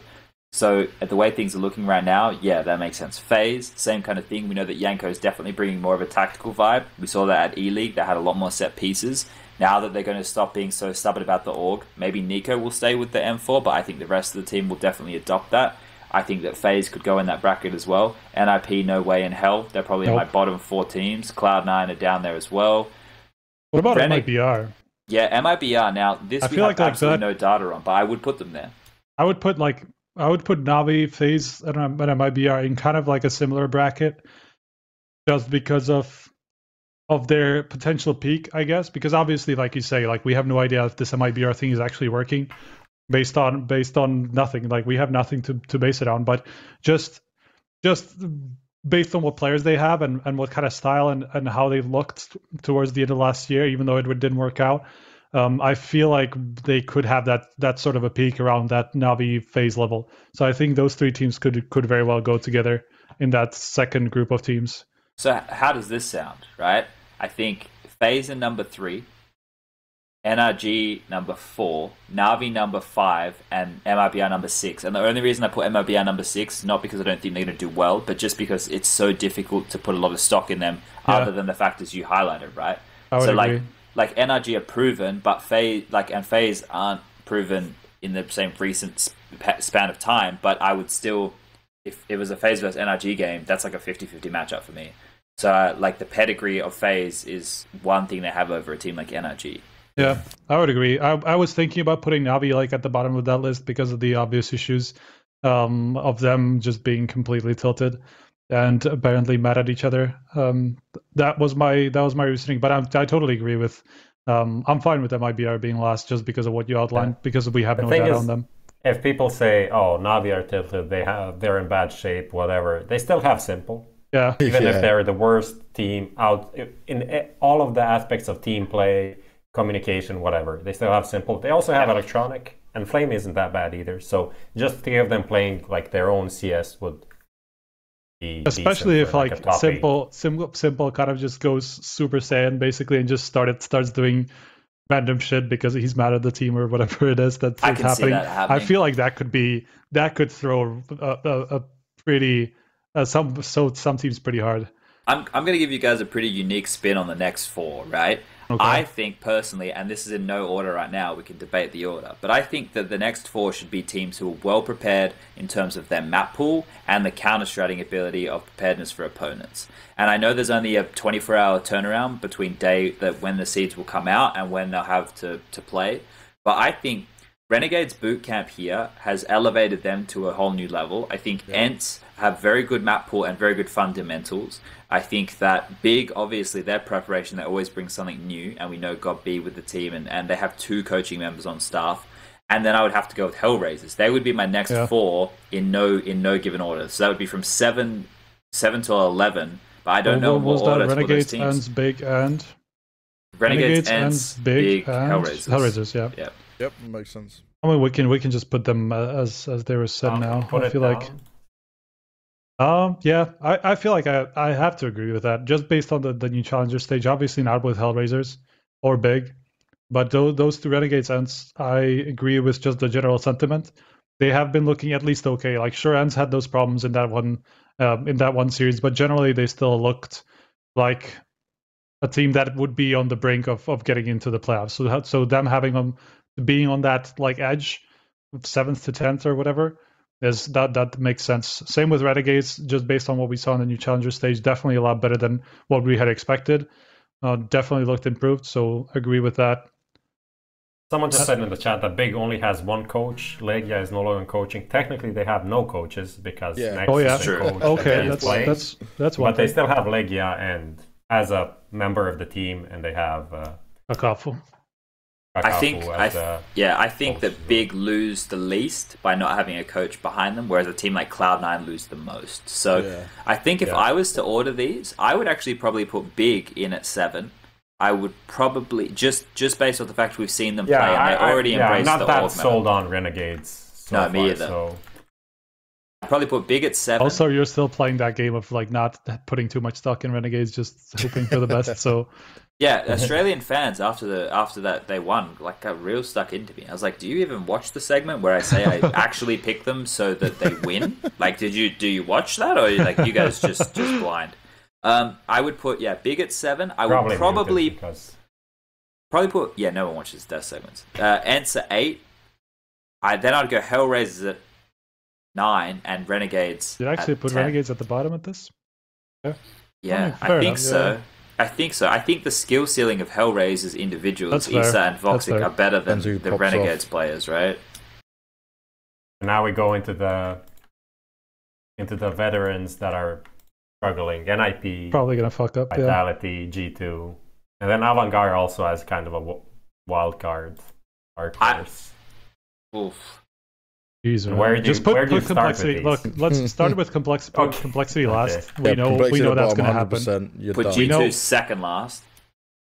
Yep. I literally put NIP over them, honestly. Over That's G2? just my feeling. Yeah, just 14th. And then we have Vitality, Avantgarde. And, I feel like Avantgarde could also be like among the bottom teams. I have a weird dark horse feeling about them. About Avantgarde? Yeah. Yeah, I don't know why. Like it's That's fucking. the thing is, like, with Vitality, you were definitely right in saying, like, based on what the opponents they faced, they definitely did not look like a team that could make it to the playoffs or even get close. So putting them like towards the bottom, maybe like in that 1-3 bracket or whatever. Cloud9 is the Cloud9. Oh, Cloud! We forgot about Cloud9. Yeah, that's true. That's the last one that we're missing. So it's Cloud9, Vitality, and Avantgarde that we're missing, right? Yeah. So Wow. I would put Avantgarde 12. you would put. I probably could put Cloud9.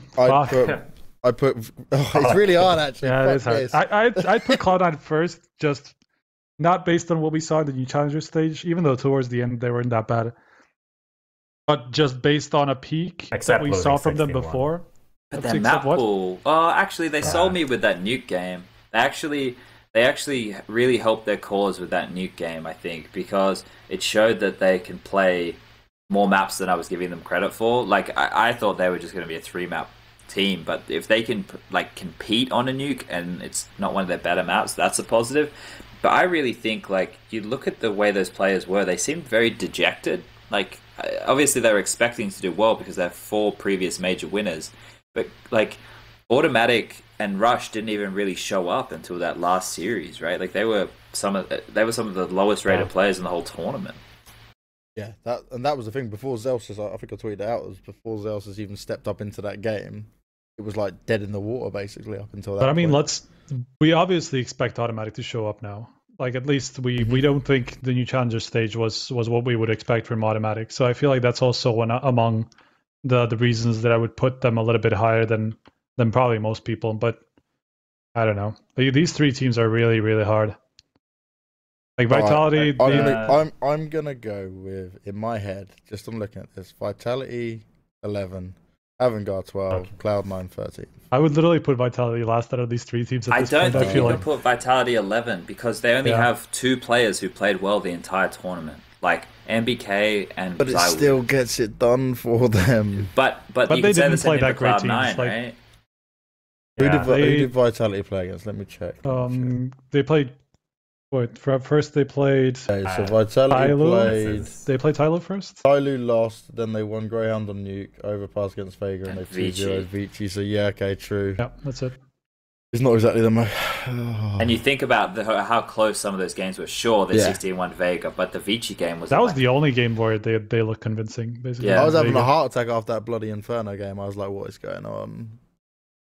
I think you have to, just because they haven't I think they're on an upward trajectory. Don't get me wrong. They have to beat a good team. Like, I need to see them beat a good team. Yeah. I'll put them. At 13. Then if there's no way I'm putting Cloud9 in 11th, so I'd fucking put Avantgarde there then. I don't hate that. Like, I don't hate it, but I think I just can't see like what Cloud9 showed us did not make me go, yep. But do we really expect the Vanguard to be that much better though? I mean, not that much. Obviously, there's just a spot above. But do we expect the Vanguard to be better? If we were gonna do this just to see how it's gonna turn out, Avantgarde is not gonna be rated above these teams by the most of it. It's not gonna be you're right. similar to the real thing if we put Avantgarde this. NIP are not gonna be this low either. NIP isn't going to be this low, neither is going to be G2. But all right, so why don't we do another list? Actually, so we do this list, which is just us, and then our next list is what we think the players will do. Let's do what you said. Avantgarde, Cloud9, Vitality. Is that the? Well, I'm still putting Vitality over Cloud9, but you guys could probably be more right. I would literally go the other way. I would just go Cloud9, Avantgarde, Vitality. Let's say this is the consensus, which isn't the consensus, but it's exactly. Like we're averaging us out. Right. I'm okay with this. Like the first few teams, I think the first 5, 4 are going to be more or less as it's going to come out. But I think like NIP is going to be top 8 probably. I agree. Yeah. So And should we do a I don't think high it's number and rating that's based on kind what of we the think issue teams with are gonna this. do? We down to do that? I mean, we could just talk about what maybe like teams the might say. outliers as we are now. Like we could just mention the outliers that could be very off at this point. Which is NIP. I think they will be somewhere closer to that top 8. I don't think they'll be that much higher though. I still think teams don't really. Nip will be within that top 10, I reckon. by I'd other say teams. there would be around that 10th Yeah. spot or something. I would say Nip are going to be like among the biggest outliers. Then I don't think other teams would rate NRG up in 4th either. I think they I think will. other teams sleep on NRG in many think they will. situations. I think they will be a bit lower. Like Yeah, I 7th think or something. like 5th or 6th, or maybe 7th. Yeah, even there. I mean, I just can't see other teams going, yeah, NRG, you're top 4. I'm just wondering about what they're going to do about Navi. They're probably still going to put them in the top 4 though. Yeah. Yeah, Navi will definitely go there because I everyone will just go, imagine yeah, they just simple, keep top 4 or electronic, something. okay. Yeah. That's the thing, right? Too many of these names hold so much weight that's where they think about it more so than they think about Calculated what is we going are to be looking at. lower for sure. Yeah. I think Renegades would like Renegades are probably around where they will be ranked. So I think Cloud9 Avantgarde might be could higher. be a lot lower, I think. People Cloud9 could could see be Avantgarde higher. a lot lower. And Cloud9 a bit higher, yeah. Like I'm just Cloud9 could gonna- legitimately be like number 14 even, or like 15, I think. I'd Just put because of- MIB a bit higher as well. I think other teams will give them higher.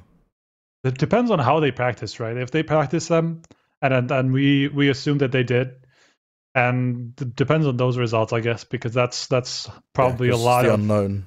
yeah, that's probably a lot of, especially now that our ranking is just so wildly off because of the lack of data, Yeah. or not off, like just obviously no data to base it on. So that I feel like is going to be the biggest factor in teams deciding what the seeding will be. Just basically practice results and how they played against each other. can I take the So- floor for 1 second? Yeah. Do it, mate. XXX Hoshi in the chat. You Oh, God. Cloud9 fanboy. Give me one reason right now, you absolute moron of a human being, as to why we should not be sleeping on Cloud9. Because the fact of the matter is, if you watch them perform in that event, if you open your goddamn eyes that your mother came out of you, so her fucking vagina, and you watched that game of Counter-Strike, and you used an objective style of fucking watching anything, you stupid fuck, you can see that they didn't actually play anything worth convincing. They played scrimmy CS. Do they have individuals who can perform well? Is that going to win you games against the best teams in the fucking world? No, it's not. So unless they're going to turn things a complete fucking 180 around, Cloud9 are not going to make top 8, bro. So just go back to being a Cloud9 fanboy and spamming all your stupid bullshit in Twitch chat, because you got to open your fucking eyes. You have to watch the game for what it is and stop being having bias. This is what people need to stop doing in the whole world. Stop being biased to things because you're part of a fucking tribe or a fan club. Start actually thinking. If you want to be objective, if you want to make decisions in life, you need to use your fucking eyes and use your brain. Stop being morons. I'm fed up of these cunts tweeting shit at me when they're just absolutely closed-minded idiots. But Chad, I'm so biased towards you. You're the best analyst in the world, and I love you very much. Get the I'm glad fuck you got out it off of your here. chest. Oh, well, Jesus, there you man. go. That's how to light a fire under Chad's ass, quite literally. But I can agree with it. While he was doing that, I was typing up my own little list here on the side that I'll send over to you, Lucas, to add on there. What little list? I'm making my own little list based on what I think the teams will Oh, vote. Jesus Christ, it's going to be bad. Fuck you, Striker. Based on what the teams are deciding, not my decisions. Oh, based on what the teams are deciding, Yeah, okay. so fuck you. And what is it? I know Is it I have up my now? fanboyism. I'm getting there. I'm on 7 at the moment. Oh, you're on third. You're still doing it. Oh, okay. Yeah, I'm still doing it because Oh, fair enough. I just want to have an idea of what I think I believe the team's going to do and see what you guys think, because that's also going to be a major difference to what we had as well. Yeah. I mean, it's just very hard to. If I was to do my list, I'd just go Astralis, Liquid, Ents, and just tag all the way down. I'm Wow, joking. That fair would enough. trigger you guys beyond belief. Fair enough. The positive thing is we won't have any Liquid Astralis, Liquid Navi first round of the Swiss system as we did in London. So Yeah. whatever gets ranked here, it's gonna be decent. It's gonna be okay, yeah. It's hard to say. The problem is, like, there's so many factors that we don't see just based on practice, basically is where the most of the teams are going to go. Obviously, like some brand name as well. Friendship bias. Even as if well. even if Let's it might be real. were really shit in practice, people are probably going to put them really high. So it's not gonna be very telling where they end up. But I feel like a lot of these teams could be. We can hear somebody typing a lot. I don't know who it is. That's fucking Lucas, our producer. So no one else in chat can hear it, just us. I'm still trying to do this. Bloody hell. I didn't hear anything. Okay. Yeah, same. It is what But yeah, it's just hard where teams will go because of practice and that obviously not being available to us. Those kind of results and how they played. It's just we go back to what Sponge was saying. There's just such lack of data that it's really, really hard to predict where this will end. But I mean, based on what Carmack was tweeting, it should be available tomorrow. I mean, that's basically the last day where it can be, obviously. Yanko tweeted that the deadline was 9 a.m. tomorrow. So I would assume that they have to just import everybody's data, and I assume they have a spreadsheet that'll just work out. Look, I'm assuming. I'm sure it's going to be easy for them to figure it out. Yeah, hopefully. So I'll probably I might even go in there live so I can see it happen. But I think that you guys are bang on with a lot of things there, and I said this as well during the first stage. A lot of name value is given to these teams, and well, it is and it isn't, because it proved that the name value actually was worth it. Cloud9, NIP, and G2, all the teams with veterans, all the teams with players who had won majors, overcame underdogs in the tournaments who had very good runs or surprising runs to a point. And this just backs up the point of the best of threes being needed, because if we had best of ones, that could have just been a completely different scope. So I think that we've found ourselves in a good position. I think our seeding is done fair. I think that maybe our seeding would be close to how NRG's seeding maybe will be, because it appears that they put the most time into this. So maybe look to NRG to be the beacon of light, because I read that interview and it seems like that was really good. Yeah, he actually, they've really thought a lot about it. So props to them for taking this as seriously as they should. But this is hopefully a system we see used a lot, because we'll see the evolution of it and we'll see people putting a lot more stock in it. Anyway, sorry for getting mad, everybody. I'm sorry to all the Cloud9 fans out there who aren't silly. You guys are pretty cool. You don't have to apologise, Sponge. You don't have to at all. Sometimes it's needed and necessary to just wake people up a little bit on the real world, and also educate them on how Counter-Strike should be. Prof and Lucas, you've both got my list of how I think the teams will seed this. We can also kind of mess like up and down things on it. Is it on Discord? Yeah, I sent on Discord, mate. There you go. You should have that. I guess there might be a few small changes in there, but I can just see how they would I can't copy paste this. This isn't going up. This is bullshit. Why can't you copy paste it? I can, but it's not. It's just like a. Let's just say you did a good job.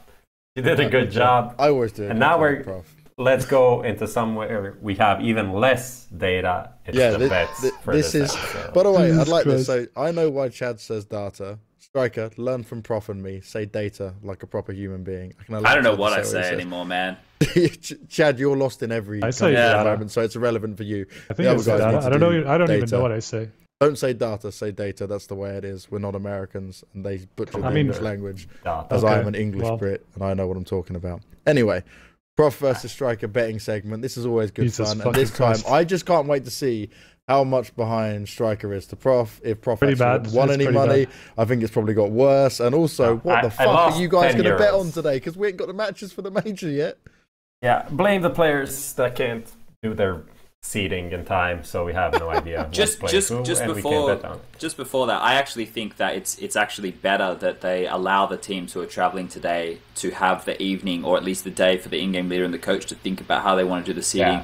And then tomorrow, what will happen is, Media Day today was for all of the teams who carried through. Media Day tomorrow will be for the teams who have arrived, and it will give everybody an equal amount of prep time. Obviously, you take that hour snippet of media time out of it, but because everybody, if teams did it today and you were already on site, then you have a whole extra day of prep while everybody else is traveling, which is unfair. So I think it's pretty cool that it's being done tomorrow at 9 a.m. Whether that's their intention, I think it's a happy coincidence.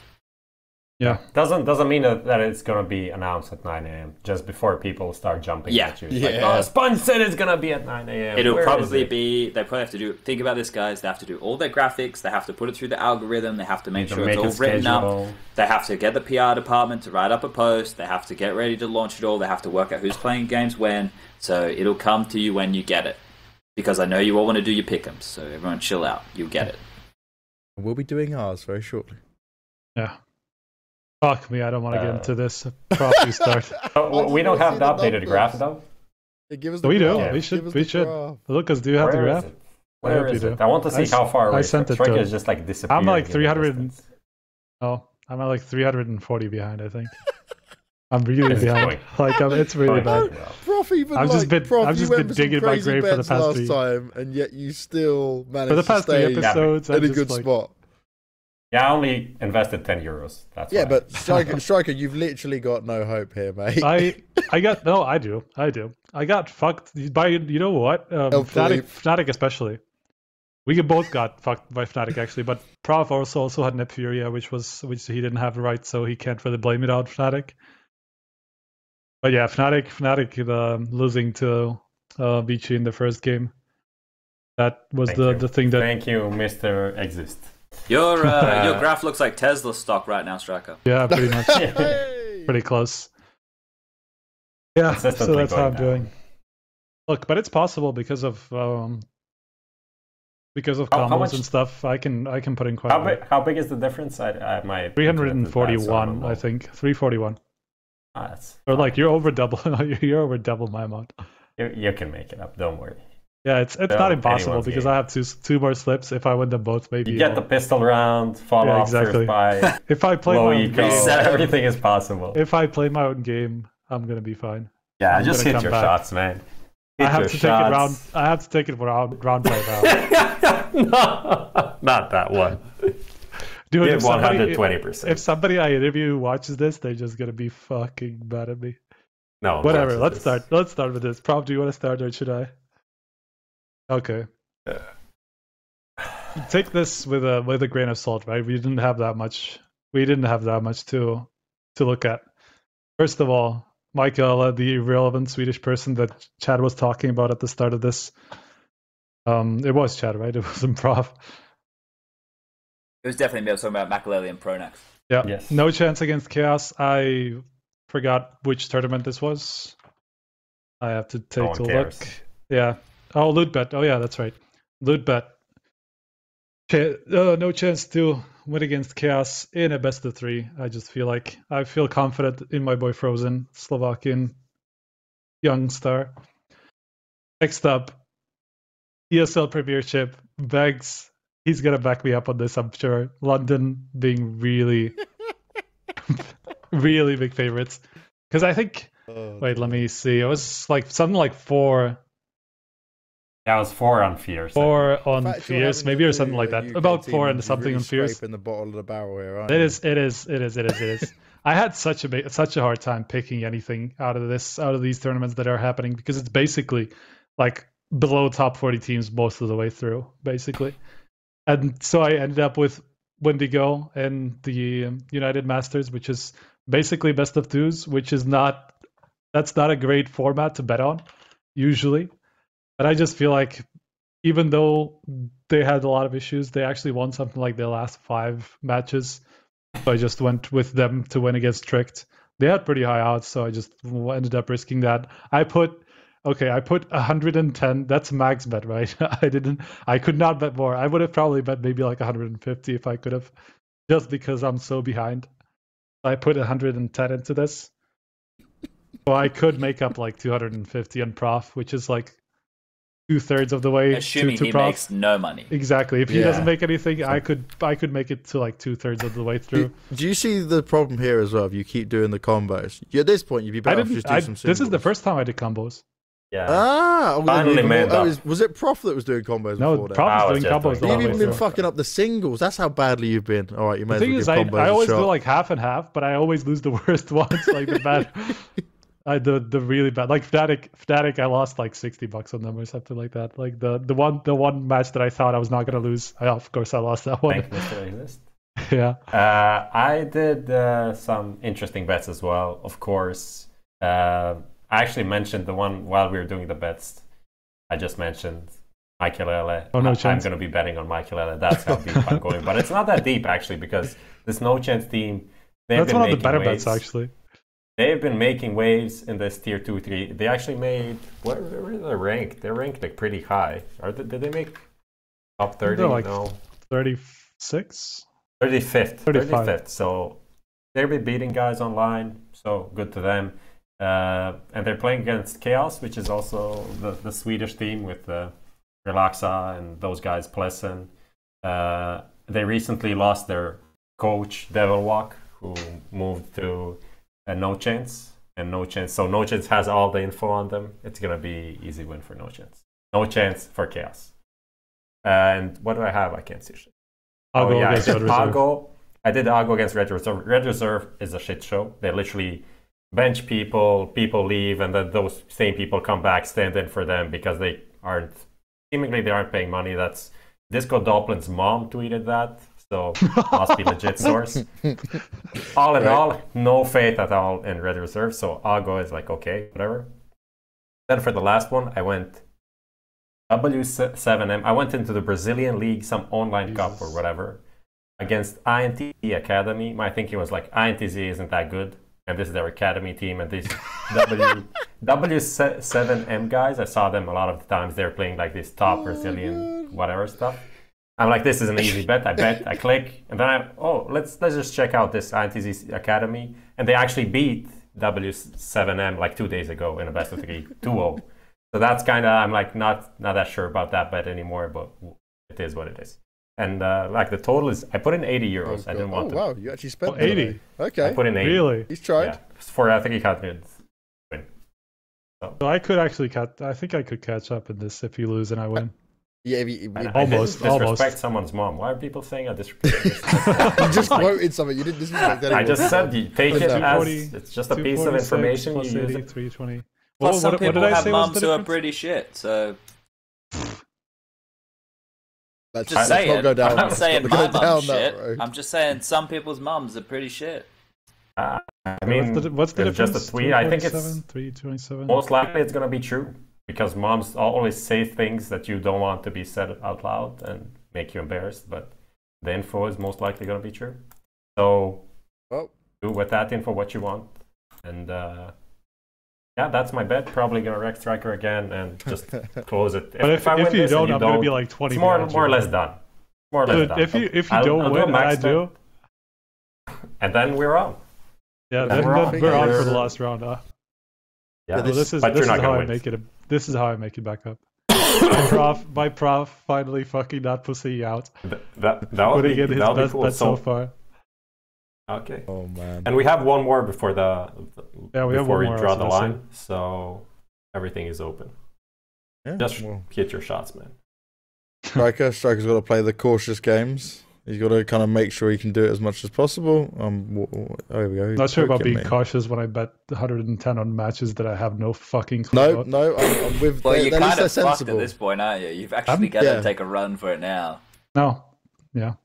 Look, but this is not such a bad slip. Like previously with the singles, I've been a little bit more risky, and actually the risks that I took actually usually paid off. But the ones that I thought were gonna be locks, I lost. So that's how I've ended up where I am at this point. I'm just going a little bit more safe. But ladies and gentlemen, boys and girls, make sure that you gamble responsibly. Yeah. Gambling is not something that you should do if you do not have the money to do so. So gamble responsibly and do it if you are only legally able to in your country. And also there's certain websites. You can check them out if you need help with gambling issues. Thank you, Sponge, for this beautiful... whatever it was. All right. Addendum.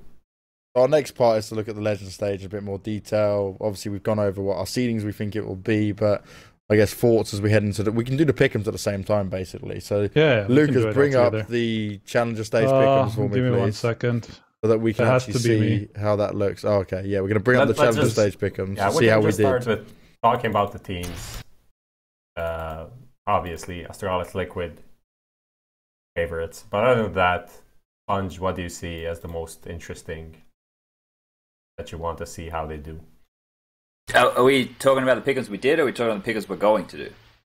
We're talking about the teams until they get the pick'ems ready, obviously. I think the pick'ems are ready now, I think. All right. Well, I think that if we want to play it safe, like I did in my personal pick'ems, I didn't... Well, the fact we got NRG right was good, but I didn't put one of the teams who was going to qualify, like, in that position. I put them in the standard because you don't want to risk the points, is what I'm saying. So, like, but anyway, it worked. So for us, it doesn't really matter. How much did you get then? I got Greyhound right. I got Vitality, NIP, ENTS, Cloud9, and that was it, I think.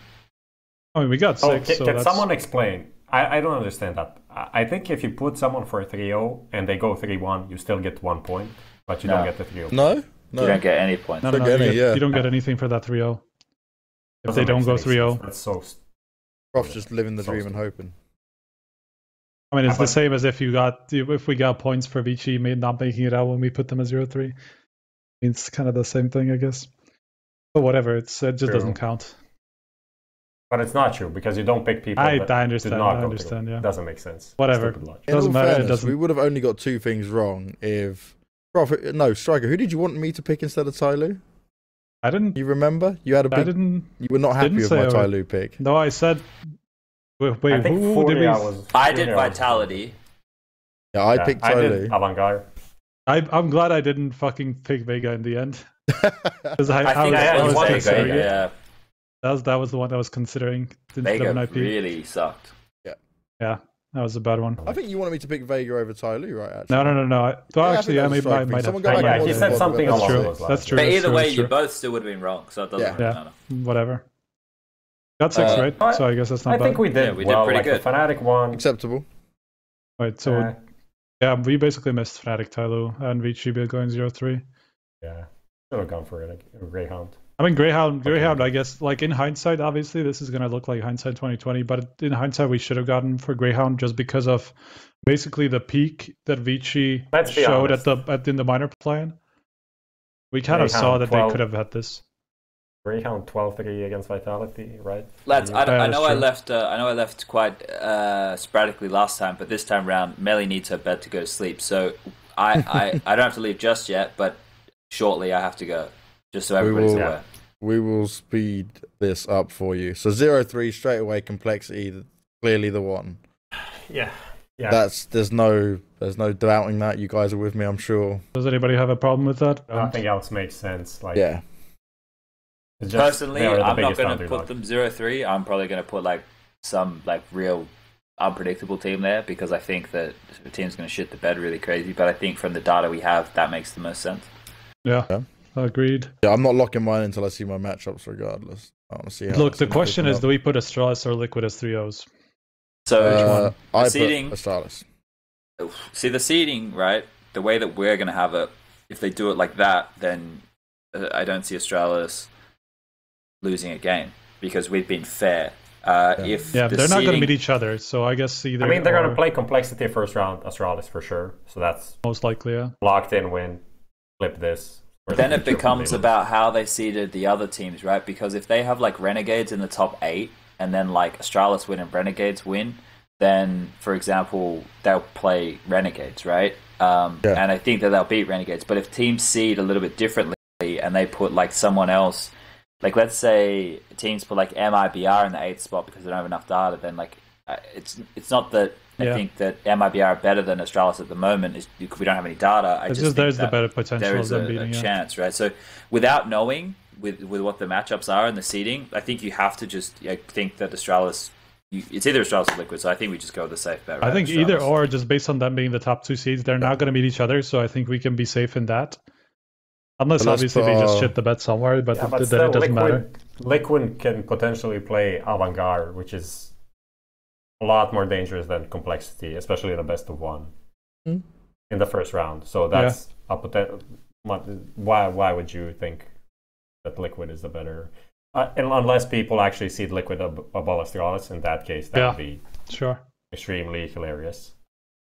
but who knows? The other teams you want to see go through, Liquid 100%. That's Well, yeah, can't see that not happening. Definitely got through. FaZe.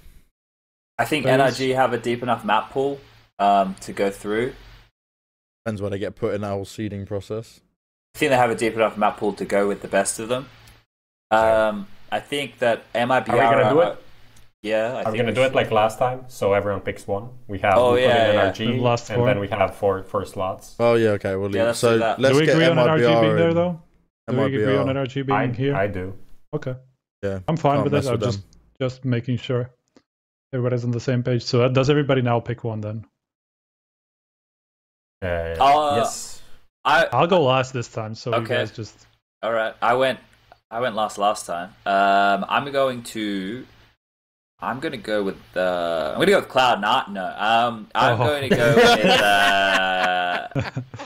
go with MIBR. MIBR? Okay. Can't always get easy ones, man. I mean, we still have Navi I picked here, which Vitality is kind last of time. like- Yeah, that's true. I don't believe Navi belong there at all. They're not going. Who's picking second? Banks, you go Yeah, second. I'll go second. I'm gonna put the big boys in because they always come prepared in some way. They'll find a way out. Fuck him. Up. I'd go for Navi. Fuck. Really? Oh Let's hope. dear. Really? Strike You left with you the put me on a choice. really shitty spot, man. Oh dear. Go. Let's see what the premier mind of HLTV. Look, what do One we, of them. are One these of the them. teams? Just to confirm, are these the teams that we put like in the top 7 or whatever? I just forgot what the top 8 exactly was. We had Renegades as 8th, right? After all these teams. or We're big, talking about the seeding. no, So on big were seeding, lower. We Big had were lower, right? I Big were was like top Liquid 10 or Phase, something. Big Ents. Ents we had number 8. Wait, what is it? And Renegades 7 or what was it? Renegades. No, 10. 9. Big 10 even? MIBR Navi. So yeah, Okay. only Ents is missing. Only From Ans our is top missing eight. from the top 8, right? Decisions made for you. Dude, I'm feeling Hellraisers, man. How about some Avantgarde in there? I wouldn't put Avantgarde there. I feel like it's either Ants or Hellraisers. I put the most stock in those two. I feel like out of these, out of the rest. Even though the seeding that we did before doesn't really apply to it, I just actually it does. We had Hellraisers pretty high. And we had those among those. What was it? That group of teams and Hellraisers. Big. And Hellraisers, And Renegades, big. and Big. Oh yeah, that's it. So basically, like those 3 other teams are the ones that I'm considering really. But I think I'm gonna go with Hellraisers. I just feel like they have the peak for it. They should be prepared for it, even though obviously we haven't really seen them too much. It's I crazy just looking believe at the in them teams the most. we haven't selected, right? Like massive brands. They're like 3 huge things. Like NIP, G2, G2, Vitality. Cloud9. I mean, NIP didn't make last time, so I feel like Sure. that's not a big surprise anymore. NIP haven't really done very well at majors for the past, how God knows how long. So that's not a big surprise. I feel like Cloud9 probably would have been there if they didn't shit the bed completely in the new challengers stage. I guess we would have put them in the playoffs if that didn't happen. If they actually went through like 3-1 or something, didn't lose to some of those teams, didn't start 0-2. I'm so much Or not less 0-2, 1-2. confident about this pick'em than the first one. 100%. Like, yeah. I can Yeah. see FaZe, MIBR, Big, Navi, Hellraisers easily not making it. I wouldn't be surprised at all. Like One of- NRG, Liquid, I'm convinced, like fairly certain that they would go. Astralis, of course. One of FaZe, MIBR, and Navi is not making it. Or like 100%, I feel. I would like I would Gotta be agree. Navi. Yeah. It's gotta be Navi. Unless it's all been a ruse, like we were saying earlier. But the thing is, like, Navi, I feel like even when they feel that way, they just, like, the thing is, they're in that mindset so much. They're just at each other's throats almost 24/7 anyway. That video. So I feel that like this kind of video. situation doesn't really put them at such a disadvantage. Like, sure, they're probably not, like, I would never put them in like a favorite position or anything like that, but I still think, based on the competition that we see here, I still think Simple and Electronic will be enough. If they actually play well. But I mean, Simple we expect to just pop off. Yeah. carry them to success. But yeah, I agree that one of those favorites are not going to make it. I mean, there are so many exciting. Like a lot of teams have upsides, but they have also so many downsides. Also, wait, can we talk about how bad this MIBR logo is? True. I actually like it. I don't mind it. I think Really? it's unique. It's like something from 2005. I think it's to sell more stickers, right? Like Yeah. I don't think that that's the like. If you want to make things unique every time, I would anyway. If I was, sure. I would make it unique. I mean, every I understand single the point. It's just that it looks like you spent maybe 2 minutes on it. It looks like it's like football inspired, and Yeah, Brazilian fan base. They obviously like football, like soccer. Yeah. So. I just felt like it was like 2005 shit, but it will sell for them when it'll do well. I guess so. I mean, they have big enough fan base that it probably will anyway. Yeah. No matter what the sticker will be, but sure. We've really just stuck with the favorites here, right? Like we haven't really gone outside. But the thing of is, that like, too much. who would you be confident in outside of, like, who do we see as the biggest underdog here? I guess. Like I really want to pick Avantgarde. Really want to pick them. I think Avantgarde would beat Hellraisers if they played. Yeah. Really? I would put Ensign over like... Na'Vi, and I would put Avantgarde over Hellraisers. I just realized, we put 7 legends to qualify. We literally only have one team.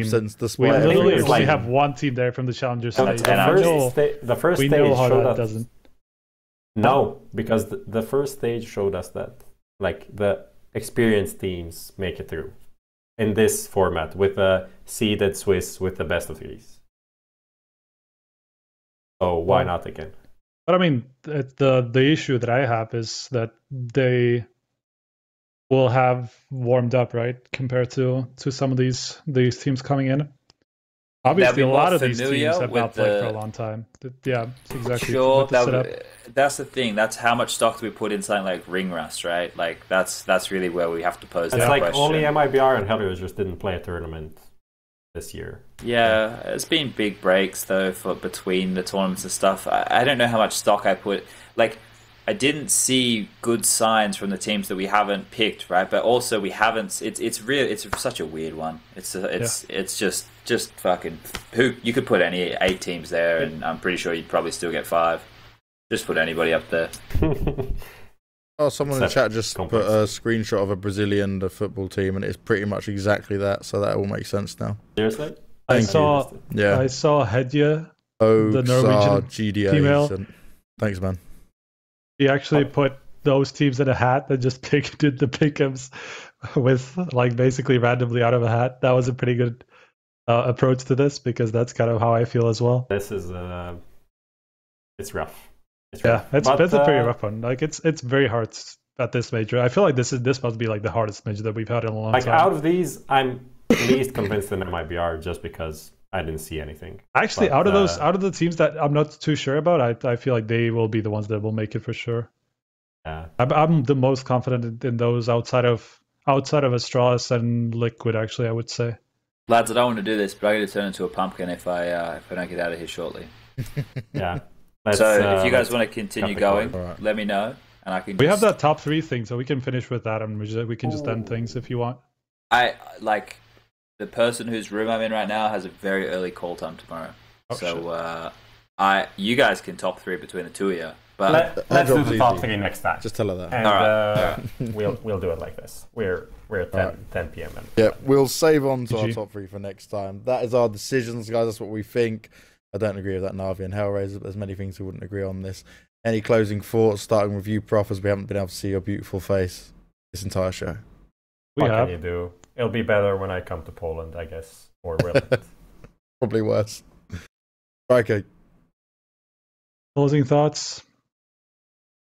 I don't even know. Just tune into the major, man. Stage. tune into the major. I'm still confused about this. Yep, massively. Chad. Just again, Cloud9 fans, I don't hate you. I actually like a lot of you Cloud9 fans because you're very passionate. I just got triggered. And as you can see, sometimes I have a bad temper. So I hope you all can forgive me. Well, I can forgive you, Chad, and that's all that matters. That's us done for another episode of HLTV Confirmed. We'll be back on the 25th with our next show, and that will be, let me just check the date on that, 25th will be after the Leisure Stage, so we'll get to review everything. We'll probably have a similar start episode. So in exactly a week's time, you can join us at 8 p.m. CET. Hope you guys have enjoyed the show. Keep checking back on HLTV.org. It is the best website for everything to do with Counter-Strike, and we'll see you next time.